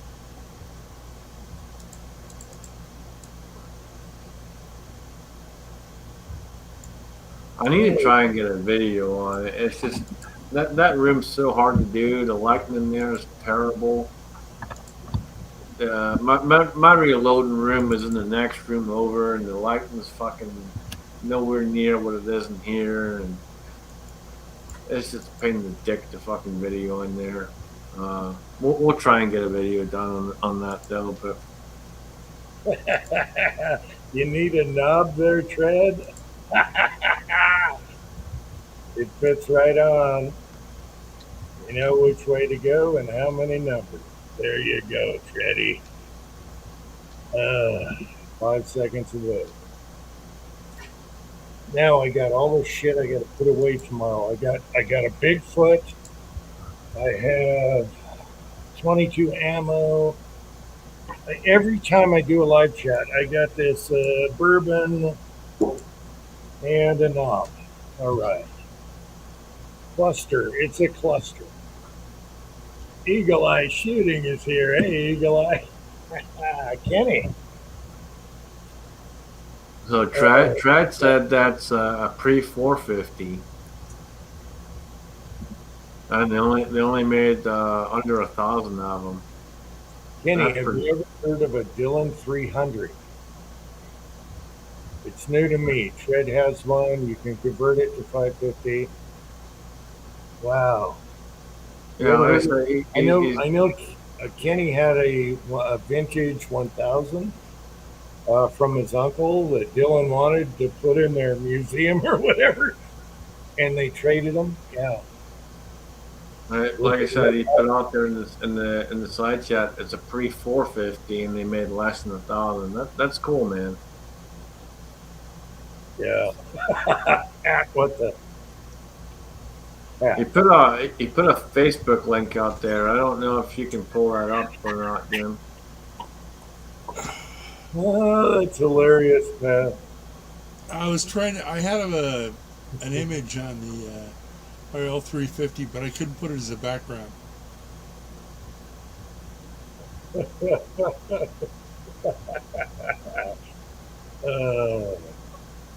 Dread, I don't have Facebook, so I can't look at it. YouTube it.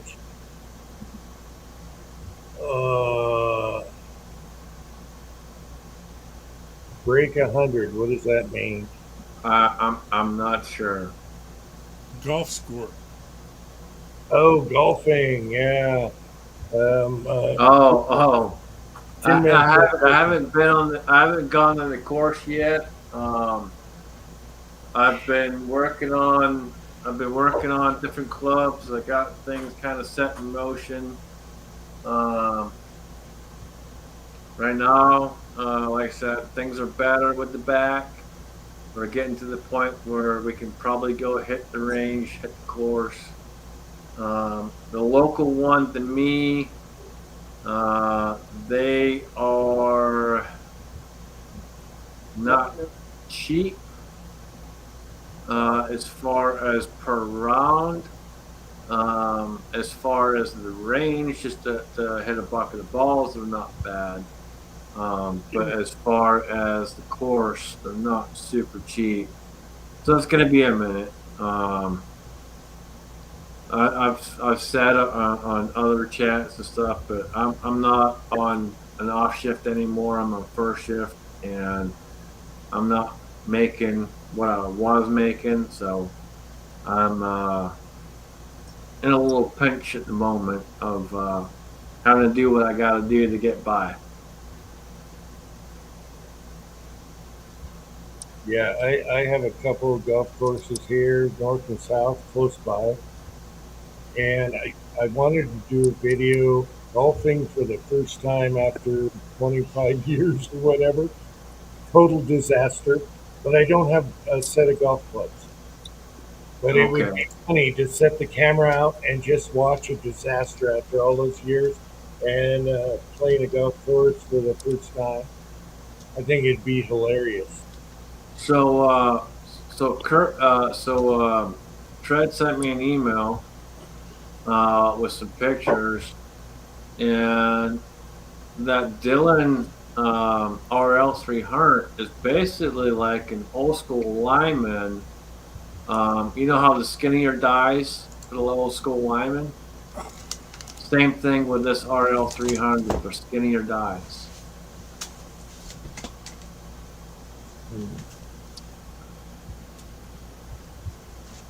And it kind of looks, almost kind of looks like an old school Lee. Well, it got me curious. I'm gonna find that. Let me try and pull it up on the computer and try and share it. Hang on. Yeah. Give me a second here. Hang on. Give me a minute. I got to put all this crap away now. You know, a funny story. When I did the Bigfoot, I had these in the furnace room, boiler room, and I had a guy come maintenance the boiler, and these were just sitting out. And the guy must have thought, what the hell is with this guy? All right, I'll be right back.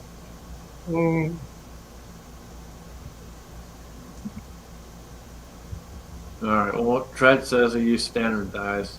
That's just from the pictures, man. The pictures looks like it's smaller dies, but I was looking on my phone, so I'm looking at the computer now. Yeah. Okay. Yeah, it looks more like standard. All right. Looking on the phone, they look like they were the smaller kind of Lyman style dies. But we'll share this here when Jim comes back.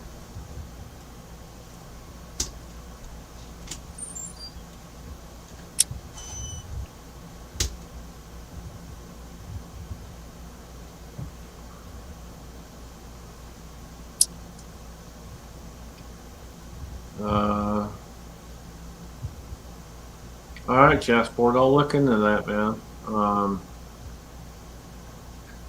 Yeah, I gotta do something, dude.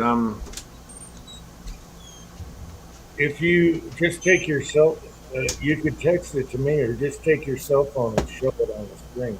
Well, I can share it. I got it here. I'll just we'll share a screen if you let me put it up there. Yeah. So you let me know when you're ready, and I'll go through. Yeah, I see it. All right, so that's the one. Wile E. Coyote. Wow, it looks like a 4-hole turret Lee. That's what I'm saying. It looks like an old school Lee, right? Holy crap. Right. It looks like an old school Lee. Dylan 300. Look at the shape of the powder measure, the aluminum curves like that. That's awesome. I mean, just look right here. Like right here. This is old school. Yeah, Lee and right look at the cup. Yeah. You know, that's the crazy thing. Um, I so love that's that. that, and then here's some other parts and pieces. A hand priming tool. Here's the dies. That is cool. Wow. But, 81. you know, 1980. ain't that fucking neat? Yeah, I got some bullet seeders That's for a the piece- dies. That's a piece of history right there. That's cool. Oh, where are we now? What happened? Now we're blank. What'd you do? What'd you do? All I did was stop sharing. I don't know what the hell Oh happened. yeah, but the whole thing is gone now. Dylan won't buy trade. That thing, unfortunately. Oh, okay. What happened to our screen? What do I do here? Do I what in the don't hell know. did you do? I can't say I've ever had this happen. There you go. What'd you do? You fixed it. I somehow fixed it. I clicked on a different, the different formats. Okay. Yeah. There Shred you go. that thing is cool. I don't care. I would put that, even if it didn't work, I'd put that on the wall or something. Yeah, no, that's really freaking cool, man. Yeah, and where the powder, that scallop thing, that was awesome. Who does that anymore? You Wow. don't see that. You don't see that, dude. No, that's really, extra really work. freaking cool. Yeah, it's like old tools. It's extra work. Yeah, $200 just for nostalgia. I'd buy that all day long. Yeah, no, absolutely, man. All day, Especially if you could use it. Freaking awesome. all Wow. day. Like that 550 I bought years ago that I sent to Alan. I bought that at a local Smith and Wesson collector show, and I paid $250 for it. Nice. It was missing a couple pieces here and there, but it had most of the stuff. And they had, I believe they had 350 or 375 on it, and I explained to them what it's missing and what they cost, and so they were willing to work with me on the price. Wow. Okay, to make the primer system work also. Huh. I don't know. I like it. I kind of like it the way it is. But that's why I would say, check your local small gun shows, man. Local small gun shows are places to find good deals and a lot of stuff. You never know what you're gonna find there. I have never seen a Dillon 300 like that ever. Wow. That is cool, Tread. Thanks for sharing that, Tread. That is awesome. And it looks like a 4-hole turret press. Wow. Yeah, it does. Maybe that's where Lee got. Maybe Lee got the idea off of that. That's cool to see, man. Very cool. Yeah. Very cool, Tread. Thanks for. Yeah, that's a new press on me.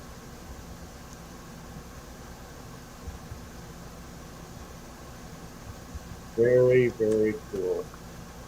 The things that come up in a live chat. Yep. Totally cool. I'll be right back, guys. Keep it going. Time for a refill.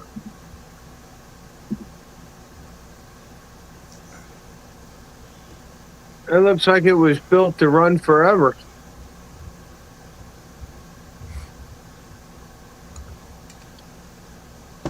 Honestly, most of these presses are.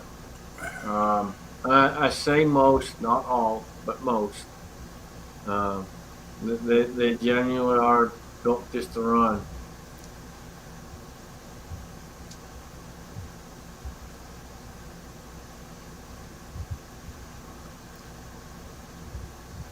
I can tell you. I've shrunk down my press collection. I've gone down to only 3 presses. I used to have a lot more, but I don't have the need for all the stuff I had prior.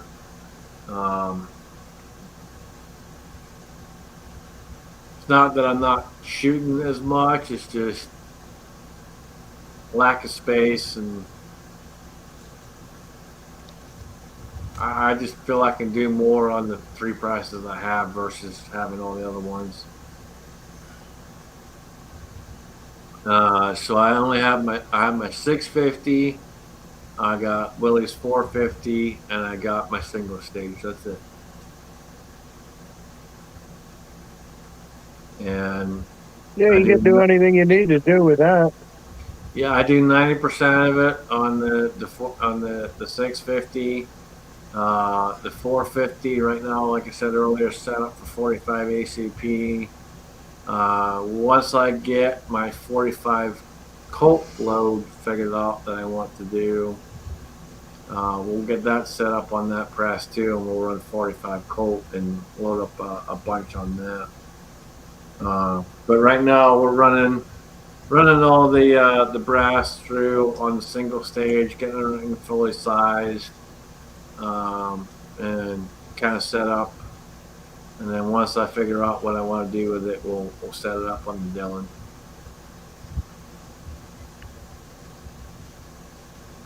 And typically, like deep priming, 9mm, and stuff like that, I'll do that on the 650. I got a separate head just for deep priming. Throw that on and just go to town, deep prime.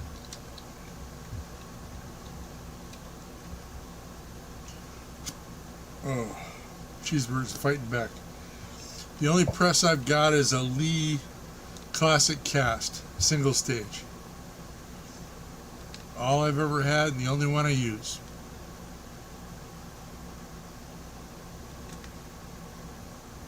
Yeah, well, you're loading for the old time guns, so you're not looking to make thousands and thousands of rounds and go compete.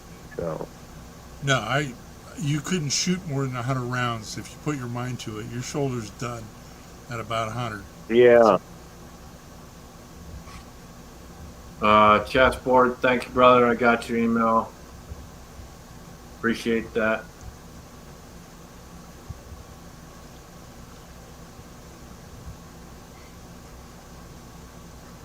Yeah, you know, at one point, I thought I had to keep buying more presses and doing more things and do this and do that. And I don't know why I thought that. I guess I just kind of got into the loop with some people that, you know, just buy more shit, whatever. I don't know. And I just got to the point like, dude, I got way too much crap. I just said, I got to get rid of a bunch of it. And I just gave it away to people that weren't in reloading yet. But hey, you know, someone needs it. Here you go. You can have it. And they all go, what do you want? Like, I don't want anything. Just, you know, here you go, man. Have at it. Use it. Make good use of it. That's all I want. Make good use of it. So I think I've given away probably 5 or 6 presses over the years.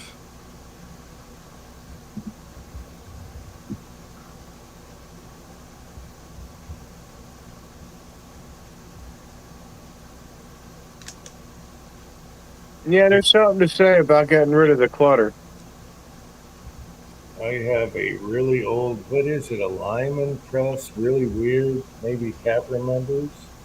Got 308 dies in it. It's super antique. It's on the shelf, but I should try and load with that.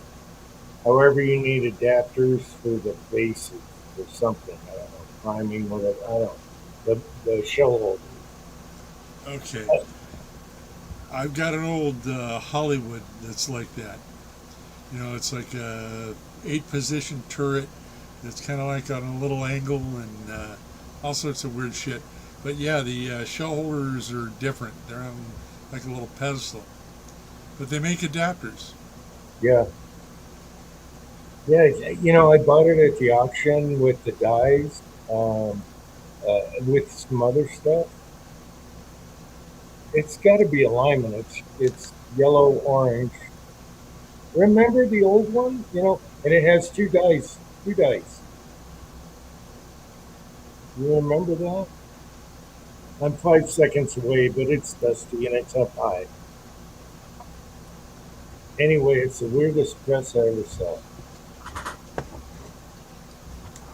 But I never tried it. That's what's kicking my ass. I should have tried it. Let's see.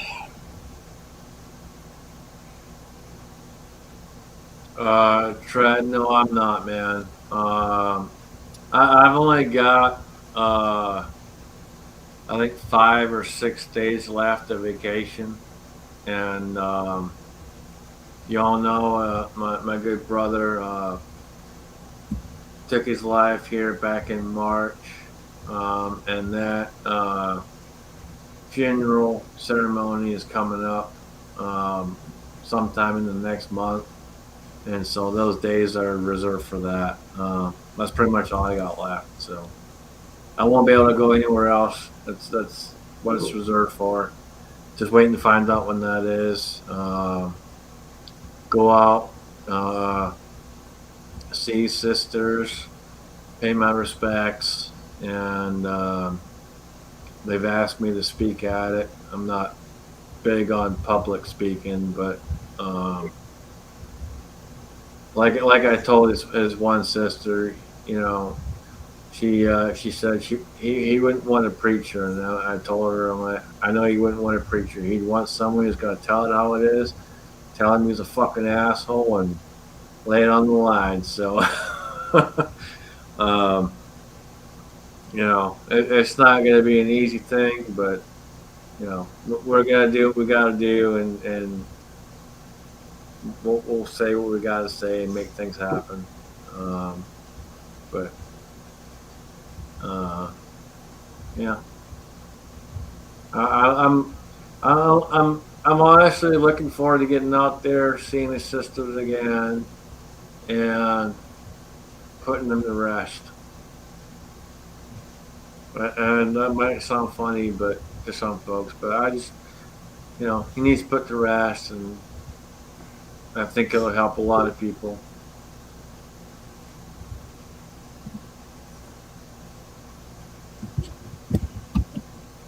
Yeah, I agree with you. I don't like talking in front of people. You know, if you're on a podium or something like that, that is one of my biggest. That's one of my biggest fears and phobias. Is talking Well, to- like back when I was a manager, you know, I used to have to get up in front and talk in front of 70 to 100 people at a time and go through numbers and other bullshit and all the rest of it. And I hated it every fucking time I had to do it, dude. And like nowadays, where I'm at now, you know, they still have like meetings where I'm at now. But my boss has come to me before and asked me to speak up, and then it's got, you know, I've told him straight up, like, dude, I'm not doing it. Like, no. And at one point in time, he he tried to tell me that, you know, it might affect my pay, and I'm like, oh, really? We'll see about that, motherfucker. You try and hold that shit against my head and put that on my fucking pay. We'll see what happens. That's never come up again. Yeah, it's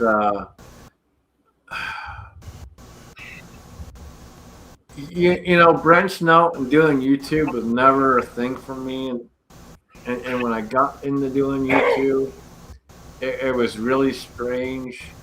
And then when I first started making, when I first started doing like live streaming and shit like that, if you go back and watch, and you can go back and you'll see, like, I'm bright fucking red, like bright fucking red. I'm not typically someone who's good in public and, you know, putting myself out there per se. obviously over the years of doing this shit, and we've been doing this for many fucking years at this point, I've gotten more and more comfortable with it, but still, talking to crowds in general in public, I'm not good at, man. I'm just not. It's just, That's probably my biggest fear. And I told this story before. I wasn't invited because we have, split families and everything. I got up to my dad's funeral and walked up there uninvited, totally impulse, unrehearsed. And I get up there at my dad's funeral, and there's a ton of people. And I was like, I'm going to do this. I just got up and did it. And the stepside of the family's like, what the hell is he doing? Anyways, I got up and I started talking dad funny stories. And I rocked the house. And it was awesome. People came up and said, you're just like your dad. That was awesome. And then when my mom died, I did her funeral and I bombed. I was terrible. I bombed. I was totally bombed. So I'm 1 for 1, I guess, in public. yeah. I like I told his sister, I'm like, I know he doesn't want a preacher. He's not gonna get a preacher, but at the same time, I don't want to break down because I know he wouldn't want me to break down. But I got a funny feeling once I get up there that could happen. You know what I mean? Well, what you got to do is just think about him and what they tell you to do in big audiences. Oh no, I'm not. I don't want to think of any of these motherfuckers naked. No. I wasn't going to say naked. I said you look at the crowd. Don't look anyone in the eye. You just kind of look generally out there. I'm not talking about naked, okay? I'm half naked right now. I could pen down, but you don't want to see it. No, Anyway, no. Thank you. No. All right. No, we should be good. This is it'll be an outside venue, obviously. So I'll have my sunglasses on. That always helps. So we should be all right, man. It's just gonna be tough in general, just because I've known the guy 20 fucking years, dude. It's Yeah. Well, just think about him while you're doing it. But you might have a beard violation. Oh. I'll tell you right now, his sisters love my beard, so I don't think I'm gonna have a beard violation. I think we're okay. I think we're okay. I will tell you though, when I went out there back in March, his ex-girlfriend was out there, and when I walked in the room and she saw me, she just kind of stopped and stared, and she stopped and stared and stopped and stared, and it probably took her a solid 5 minutes to figure out who the fuck it was. Because back then, I only had a goatee. I only rocked the goatee for, I probably rocked the goatee for 6-7 years. It's only probably been the last 8 or 9 years that we've done the full beard. And do you know what they call that in prison? Jesus. Geez. Well, we're almost, 4 hours in. Yep. Pat know. got the joke. Pat got the joke. I know he did. Gunswatter got it too. It'll be good to get out there and put it to rest. You know, it's been we're going on a little over 3 months now, and just trying to get all things settled down and all the rest of it. Get the headstone ordered, which we finally got that ordered. So now it's just setting the date and go from there. I gotta disagree with the sunglasses. It's like playing poker. It's cheating. It's bad. Do it straight in the eye to all the audience. You know the guy. Think about him and just look them all of them, and tell your story. Screw the sunglasses. That's cheating in poker. Yes and no to a certain degree. Look, one thing you gotta remember, folks, is I wear sunglasses for a reason. Like even inside, I got a light on right here. It's super fucking bright. I had eye surgery, what, fucking 5 years ago, whatever it was, and everything is beyond super fucking bright. That's why I always have sunglasses. It doesn't matter if it's cloudy outside. To me, it's super fucking bright. Sunglasses are on my face 9 times out of fucking 10. It's rare you'll ever see me without them. It's the darndest fucking thing because I went and got the surgery on purpose so I didn't have to fucking worry about wearing glasses and wearing fucking contact lenses and all the rest of it. And now all I fucking do is wear sunglasses. Because everything's so Well, at least they ain't bright. prescription. The one thing they never fucking tell you, and this is the thing, like when I went to go get it, oh yeah, you know, things will be better, everything's gonna be fucking fine, you'll be able to see great, blah, blah, blah. They never told me that everything would be fucking, 20, 30, 40 fucking times brighter than it ever fucking was. Like, shit is so fucking bright and sharp, it's stupid. Yeah, And so that's why I always have sunglasses on, because everything's fucking ridiculously bright to me. Well, you were talking about installing lights. My son installed these lights in the basement. They're super bright, but I'm using the old lights for the live chat. Not because of that, it's because I got baggy ass eyes and I'd look hideous with bright lights right now. Well, okay, so I installed this one today, and this one has an adjustable light, so Mm-hmm. got different lights on it.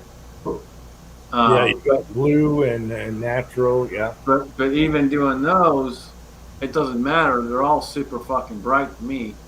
But yeah, it's it was just something they never mentioned when I had that surgery. Yeah, Kenny. I mean, you're not wrong, dude. It's everything is just stupid ass bright. It's insane, and so yeah, it's 9 times out of 10, if not more. That's where it is. You're gonna see me with sunglasses. Doesn't matter where I go. Everything's bright, just super fucking bright. Yeah, I could turn these lights. And here I thought it was the girlfriend beating you. Yeah, no, there's no one else here, man. Just me. Just my fan, and I'm thankful for my fan. We got this call today, and I'm thankful for my fan. Thank you, fan. You're awesome. God, I love that air. That air is awesome.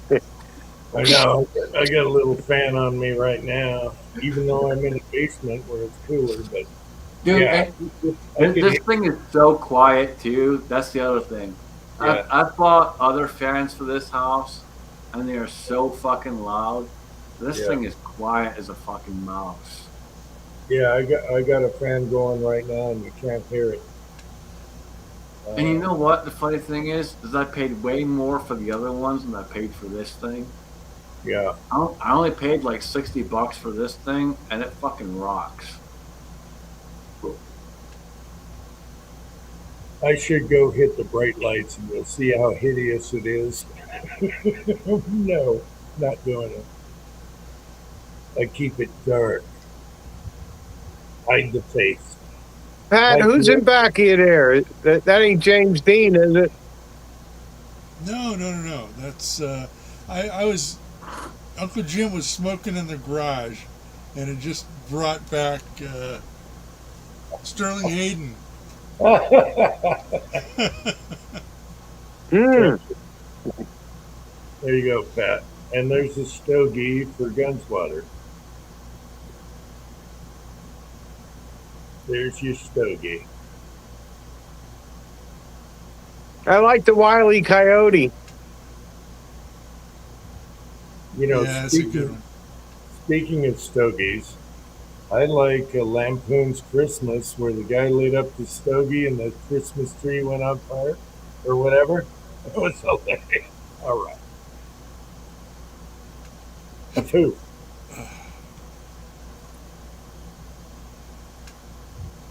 Love that guy, whoever he was. All right. And the cat burned into the rug. They fucked his house up. But that's what reminds me of the stogie. Hilarious. I got to watch that every Christmas. And that scene when the cops break in and she's got her hands on his nuts. Yeah, the bad boss. with My the- favorite scene. My favorite scene is when he takes the bag of dog food and slams it down on top of the pack of light bulbs in the shopping cart. Cousin Eddie was. It goes by. I didn't see it the first couple times I watched it. No, Cousin Eddie's the best. Everyone needs to have a Cousin Eddie. Yeah. He does a good part in that Independence Day too. I love both the brothers. Both. You know the boss in that. The boss in National Lampoon, that's Chevy Chase's brother. Really? No way. No, he Yeah, and he plays in a lot of different movies. No, that can't be Chevy Chase. Yeah, he plays in a lot of different movies. No, he can't be Chevy. He does Frank Holiday. He does Frank Holiday in a Hallmark Christmas movie. Now I'm going to have to look that up because there's no way he's his brother. They don't look anywhere alike.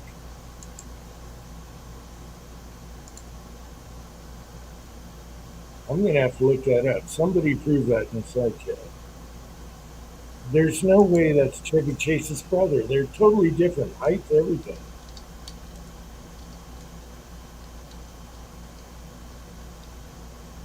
The mailman? But Cousin Eddie, I like his brother as an actor also. What are their names? Anyway, they're both good. They're both really good. Holy shit. Excuse me. The Life and Times of Judge Roy Bean is available on YouTube for free. Yeah. Nice. Well, Garage Guy is correct. It was Bill Murray's brother. Bill Murray. All right. I screwed up my Saturday Night Live guys. Yeah, it was Bill Murray's brother. Yes. Now, yeah, I should have known that. Yeah. And they're both very good. All right. That makes more sense. All right. I screwed up my Saturday Night Live guys. Yeah, that's okay. I do it all the time. And Saturday Night Live sucks now. It used to be good back in the day. Yeah. Oh. Anything that gets For decades, it sucks for decades. And Yeah. anything that gets commercialized and put out there to distract the public is gonna suck. I will watch old That's exactly Saturday what it's meant for. It's meant to be a distraction, and it's meant to be there to put you in sheep mode. Yeah. The original Saturday. Hey, did you see Tulsi today? No. Tulsi Gabbard put out the biolab shit. Didn't she quit though? She's still in office. She's going to be there till the end of August or something like. I don't know. But Yeah. she just put out all the biolab shit.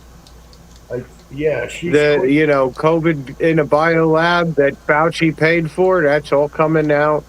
Oh yeah, Fauci. She's should talking be- about the biolabs in Ukraine. Yeah, Fauci should be in jail right now. Just, Yeah, just I think it's be- just a be little matter of aware. time. She's quitting because her husband is dying. I think. Yeah. Just be aware that Yeah, he has more than cancer. it's more than likely a distraction. Something else is going on. Just be aware.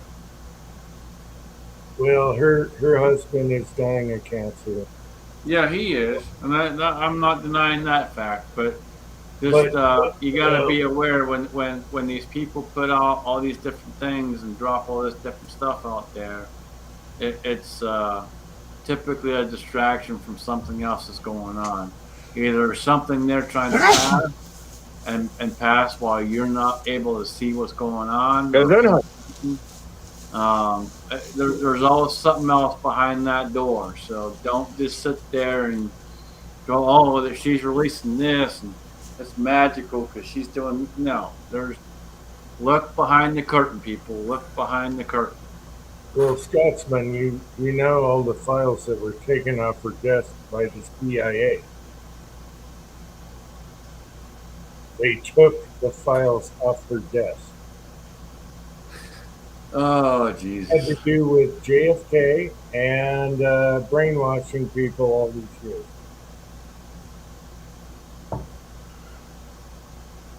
So we got to get rid of the CIA. That's for damn sure. Anyway, Good luck with that. they're rogue government on their own. Totally rogue. Let's see, Patriot Paul. Yeah, the COVID shit was bullshit. None of us took the shot. The shot makes it worse. People with the shot get it worse than people without.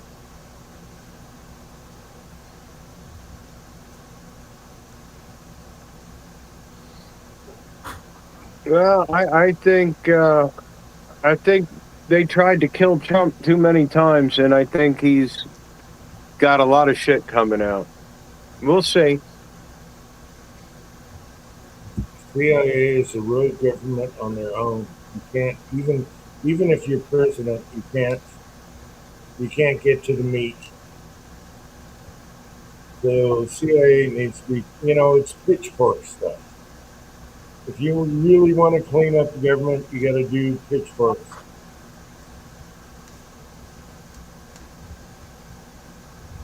Because nobody in office can control it.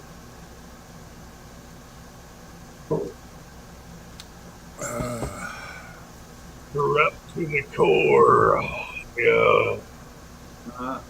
That's pretty simple because no one in the office is actually in control.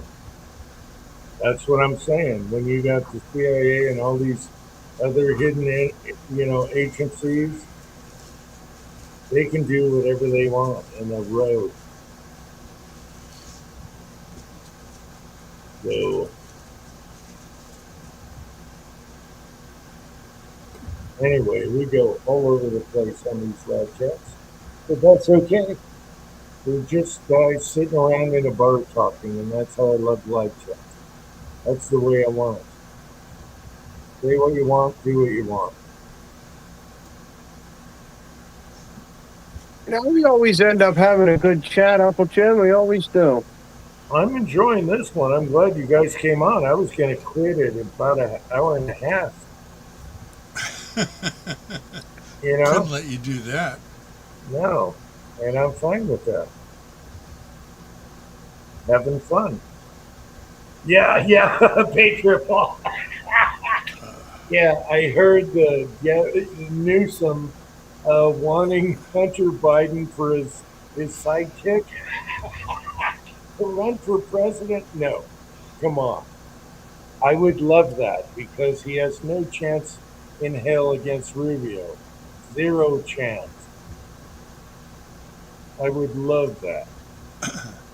I don't know. I'm here in LA, and Let me give you an example. I just got this today. I am a registered Republican. It's my notice on where I go to vote 2 weeks ago. Oh, oh my God. Yeah, and Pratt got screwed. It looks like he's screwed, right? Oh, yeah, but there's going to be heads rolling. So it's worth it. We're going to get scalps out Yeah. of it. Wait till they certify. Wait till they certify and complete the crime. You had some dingbat, just like the last election for Trump, where everything stopped and froze and they were counting ballots. And all of a sudden, the other person that isn't shit, boom, took over Pratt. And It's California has the most screwed up friggin' rules. Yeah. It's designed to cheat. It takes a Yeah. month to do an election. A month, really? Yeah. Well, and you look at Florida. Florida, DeSantis came out and said it. He's like, we can do it in 24 hours. Why does it take them a week? Why does it take them a month? Yeah. It wasn't always that way, was it? No, they got to pass that bill, but we got too many Well, right. no, and the thing of it is look, if they keep extending it out and extending it out little by little by little by little, people accept it. And this is what you get. This is what you don't understand. The way they do this shit is they progressively make it where people just fucking accept it and go, oh, it's fine. They're just going through blah blah blah whatever, and they accept it. It's the same shit with like COVID. They try to fucking throw COVID out there, and they fucking work their system trying to get people to sit there and comply and do this and do that and blah blah blah blah blah. They tried that shit back in 2016. They tried that shit back in 2012. They've tried it for many, many years. And 2020 was the year they succeeded in actually getting people, because they failed so many fucking times in doing so. They actually figured out the way to actually get people to sit there and actually do what they're fucking being told. I mean, obviously not all of us, because fuck that, you can kiss my ass, ain't gonna happen. But there was a lot of people that fucking fell in line. And yeah, the more and more they keep. Obama said it himself when he reintroduced lying to the American people in 2012. If you keep repeating it enough, people will believe it. And that's what they did. They kept repeating the fucking cycle. And the news was compliant and repeated the fucking cycle. And if the news is repeating the cycle and people are constantly sitting there watching the fucking news, what goes through their head? Oh my God, we're in a fucking, hell, we're all fucking screwed. We gotta go out and we gotta do this. We gotta do no. You gotta step back and say, "Fuck you." What you gotta do? On a live chat we did during the election when Trump lost, we were watching the election, and I got, Taco, Bullet Taco is with me, and we're watching the election during the live chat. And Trump is winning, right? Big time. And all of a sudden, everything froze. Everything froze. And we're talking during the live chat, like, what's going on? Why did everything freeze? And all of a sudden, Biden's votes went up like this. And Yep. during the live chat, we're like, what the hell is going on? And it was all going for Biden. And it was during a live chat. I wish I could pull that live chat up. It's probably disappeared now. It was Uncle Jim one. Anyway, that live chat, we're talking about it the whole time. We're up all night watching it. I remember And all of a that. sudden, after it froze, it all went to Biden. Yep. No, I Just like I remember that one because you did a video about it too. Yeah, no, I remember that one. And just what happened in California. Same thing. All of a sudden it froze and everything was quiet for an hour. Nothing. And then boom, Biden. Bad, bad, bad. We got to pass that law. And we got rhinos that won't approve of that. So our problem here is that you're forbidden to show an ID when you register or vote, and it's all mail-in ballots, and you can sign with a happy face because they don't check. And so the homeless, they get $2 for every registration they do. And so they'll have their mail-in ballots for 10 aliases sent to the homeless shelter. They never go pick them up. The people who run the homeless shelter take them to the ballot drop box, and you got, 50, 100,000 people, registered to the homeless shelter with 10 aliases, and they got enough to buy a cup of coffee and a dime bag of heroin. And Yeah, I was gonna say the homeless are one of them. I saw that last week. Where the homeless are being paid to go out and vote. Yeah, but also, do you know what it takes to register there in California? You can use a prescription, all the things you can use for ID, even a prescription. What was it?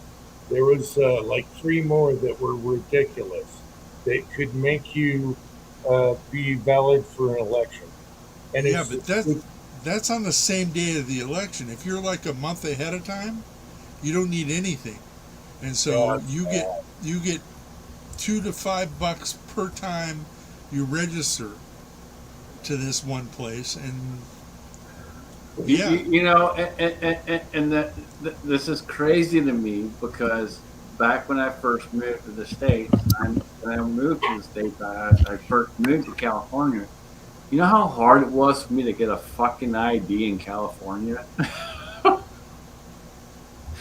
9 fucking months, dude. 9 fucking months of going through bullshit and paperwork and fucking all kinds of crap to get a fucking ID. that's because you were a legal alien. Now, if you were illegal, they just would have given you a commercial driver's license. Dude, they would have given me a fucking house, a fucking CDL, you fucking name it, dude. I'd have been gold. You would have gotten a phone and $3,000 a month. I would have been fucking retired already. I keep kicking my own ass for doing it the right way. Like, damn, I should have come in the other fucking way. Damn it. I'd have been fucking retired and fucking sitting on a fucking beach, sipping fucking samosas and you know. Oh, anyway, we got to pass that bill. I forget what it's called. What is it? I don't know. The SAVE Act. The SAVE Act. We got to pass that. But we got rhinos galore. It doesn't. Thune is a bastard. I can't stand the government whatsoever. They're just. It's pitchfork time. I'm sorry. Tar and feather and pitchfork. All government sucks. Anyway. Well, it's either going to get straightened out or it's going to be the end. Pitchfork. Well, look, I'll say this, and this is something that people need to pay attention to. So I saw here earlier in the week that Ireland, specifically Belfast, is stepping up, going out, and causing havoc. And they're causing havoc for a good fucking reason. And I'm not a huge fan of the Irish. The Irish and the Scots don't always get together. But I will say this to my Highland brothers, because they are technically Highlanders too. I will say this: I am proud of them for stepping up, going out and doing what they got to do. You know why? Because they are fighting against the fucking people that are oppressing them. They are oppressing them left, right, and fucking center. And that's what's happening here. It's just done in a certain way to where people don't think they actually are being fucking oppressed. And that's the thing that I've never understood is how people don't actually see what's going on. They're so fucking blind to it. The oppression is there, and it's fucking huge. I mean, fucking huge. But somehow people still don't see that that's what it is. It's oppression. And so to my brothers in Belfast, and yes, I will say my brothers in Belfast, congratulations, and keep fucking doing what you're doing. God bless you. Fuck yeah. Fight, motherfucker. Fight. Do what you gotta do. Step up. Go out there and fucking fight. That's it, man. And you know, give him a good old fucking Malky. Malky every one of those motherfuckers. Did you see what happened in Northern Ireland where that immigrant guy was trying to behead a guy? Did you see that? He was stabbing him and everything. And then the people jumped in and started wailing him on the head to get him off the guy. The guy lost both eyes. He was taking his eyes out with a knife and tried to cut his head off and saying all kinds of weird shit. He was an immigrant. Northern Ireland went crazy. They're like, we've had enough. And they went in the streets. Maybe the people will realize what's going on. You guys know what I'm talking about? Oh yeah, I've been watching the films of them going to the, the immigrant hotels where they get like 4-star hotels. They're dragging them out, kicking their ass, and booting them out, and then setting the hotel on fire. Yeah, but thank God for the people on the streets. The guy is probably blind, critical condition. I heard he was a Scotsman, not even an Irishman. Yeah, and he's a visiting Scotsman. Yeah. Hopefully, the people have had enough of the bullshit and all these weirdos coming in their country. The guy was nuts, obviously. But yeah, that was bad. I would have shot that guy right on the spot. But they can't have guns. Here's the thing, like even back home, people are getting fucking pissed. And England, Scotland, both, Wales, all of them, we're all getting fucking pissed. And we're not the kind of people you want to piss the fuck off. We're not. So when we fucking go out there and we start causing trouble, you're in for the hell of a fucking time. So just, it's these governments that are for the fucking people need to wake up and actually fucking do what they're supposed to do, or they're gonna fucking keep on fucking around, and they're gonna fucking find out, because people ain't gonna stand for it anymore, and they're not. People are finally stepping up, doing more, going out and saying no, fuck you. And again, I give credit where credit is due, and the people of Ireland, Belfast, getting out there and credit where credit is due. Fuck yeah, go out there and fucking tell these people, fuck you, no more. And okay, I gotta bring this up. Fred was talking about World Cup soccer is going on, right? My wife played soccer. She blew her knee out playing soccer on teams. I played soccer when I was young for 2 years. I was a right wing in soccer. So I asked my wife, are you watching soccer tonight? It's World Cup and everything. And she goes, no. Last year they all knelt and they were un-American and I'm not watching it. And my wife is like, I can't even watch TV around her when she watches soccer because she will yell and scream and go, go, go, blah, blah, blah. She's not even watching the World Cup this year. So there you go. Yeah, I stopped watching soccer probably, I don't know, probably about 10 years ago. Um, It's not an American sport. It's all European. well, it's not, but They it's call it gotten football. more. It's gotten more and more commercialized. It's gotten more and more like the NFL, and just so much bullshit involved with it. It's just not what it used to be. Back in the early '90s, hell yeah, I'd sit and watch that shit all day long, man. Uh, you know, I'd go out and play and fucking, I was in teams for years when I was a kid and all the rest of it. But nowadays, nah, man, it's just not the same. It's just not. They mess with it too much. Just like the NFL, the NFL is destroyed that, and just like wrestling. Wrestling's not the same. There's so many people that love wrestling, but wrestling's fucking fake as hell. There's so much shit out there that's just literally it's just designed to be nothing but a distraction, and I just don't watch that shit no more, dude. I just don't. Yeah, Tread. I thought for sure my wife would watch because the U.S. was doing good. He's like, no, I ain't gonna.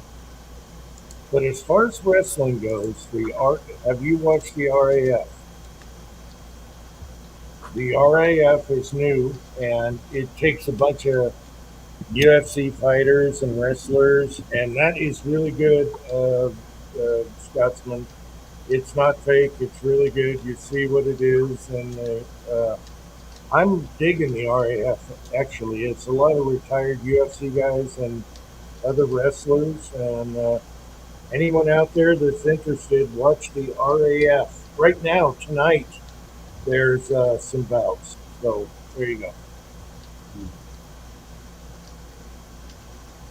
But yeah, I don't know about Olympic wrestling and all that stuff. But the RAF is it's kind of like the new part of the UFC or whatever. It's a new segment on their own, and they're doing really good. So I mean, just go look at look at some of the most recent big fights out there. Um, yeah, but they're- check out the RAF because a lot of They're- fighters that are retiring are going back to their roots and doing. It's really good. I'm getting into it actually. So Yeah. check out the RAF. It's on YouTube, and they're doing it tonight. Actually, the Chechnyan is wrestling against. It's going to be bad, but anyway. the one that I did like was WCL, and that was Chuck Norris. So Chuck Norris did that. That was the World Combat League. I don't know. I don't know if they're still going or not now that Chuck's passed, but the World Combat League that was pretty genuine. But anyone interested, watch the RAF, the Real American Freestyle. It's a new thing now, and it is actually legit, and it's really good because some old guys get back to their roots and just wrestle American style, and then you got foreigners and everything. It's actually very interesting if you know who's who while they're doing it. I like that slapping thing. You ever see that? Where they two guys stand in front of each other and they slap each other? No, I do not like the slap. No. Dana White tried to make that, promote that, make it work. I thought it was so bullshit. Now I don't like what is it called? Slap. I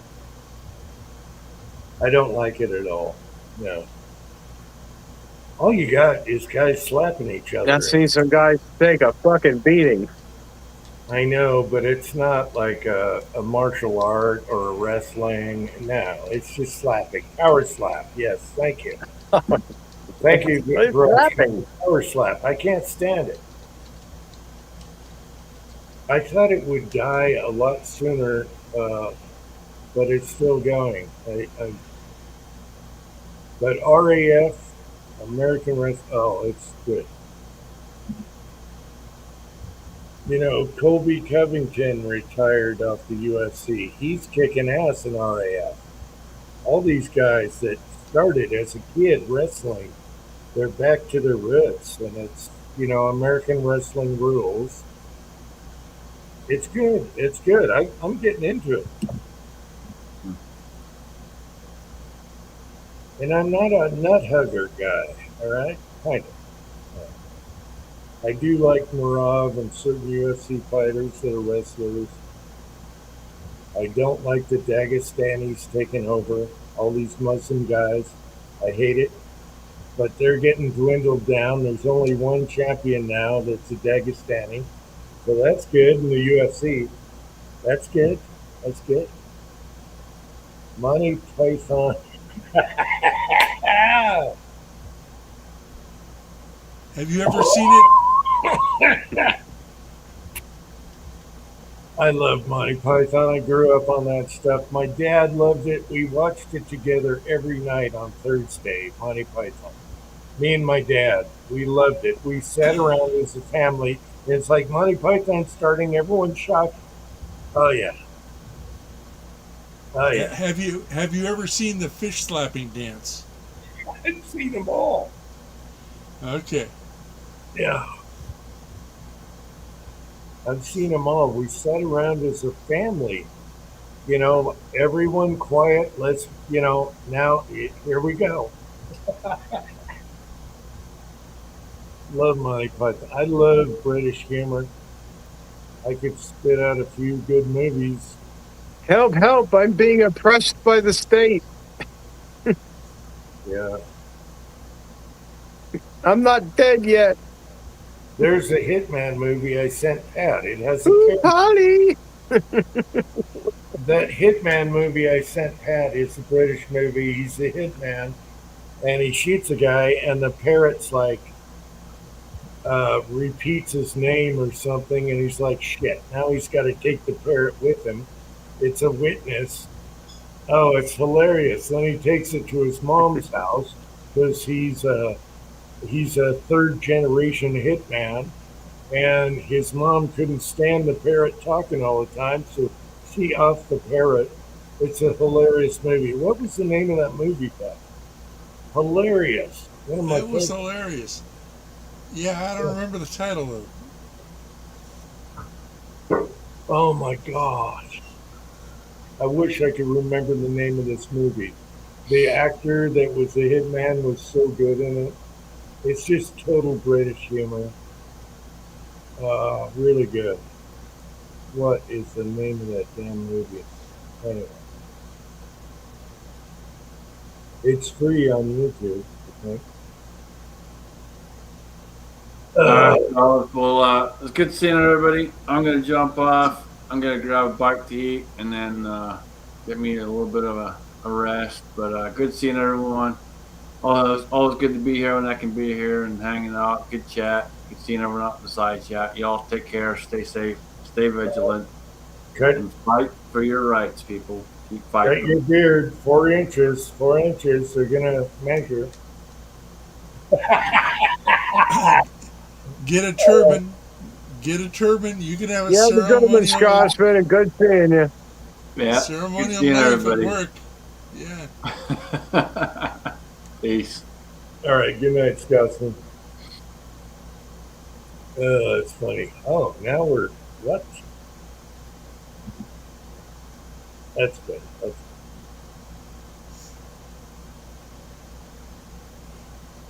what's the name of that? You know, I could find it.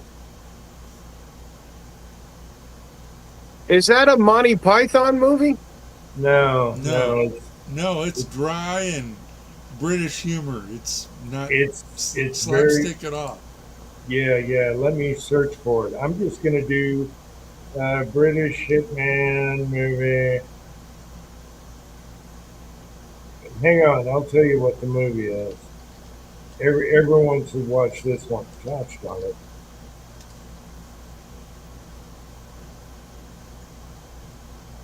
I'll find it in a minute here. And I believe it's free. It's called Wild Target. Okay? Everyone out there, look for the movie on YouTube, Wild Target. Wild Target. Totally hilarious. All right? And I will check it out. guy that got stuck in the whole thing. It was great. So everyone out there, tomorrow, next day, watch the movie Wild Target. It's a, you'll see. Yeah. You'll love it. You will actually love it. And I'm glad you got it, Pat, because the parrot was in it. And the parrot goes, I love you. I love you. Oh, it was hilarious. I thought of Pat immediately when I watched the first beginning of that movie. Really good. Really good. All right.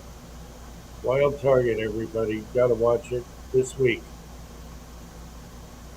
And then give me feedback next week. Tell me if it sucked or you loved it, whatever. I thought it was awesome. That's a good one. Jim, I'm gonna hop off before I pass out. I gotta put the parrots to bed. No, I think we should all go. It's been 4.5 hours almost. All right. Sounds like it's time. Thanks for coming on, guys, and appreciate you guys coming on. Love to see you guys on here. And it turned out to be a really fun chat. And any last words before we approve? Okay. No, thank you for the chat. Good seeing you again this week. Had a good time. Thank you, Jim. All right. Thanks, guys. Everyone, Take care, Pat. Put them birds to bed. And thank you, Side Chat. Good to see y'all. love you, Side Chat. And here we go. Ready?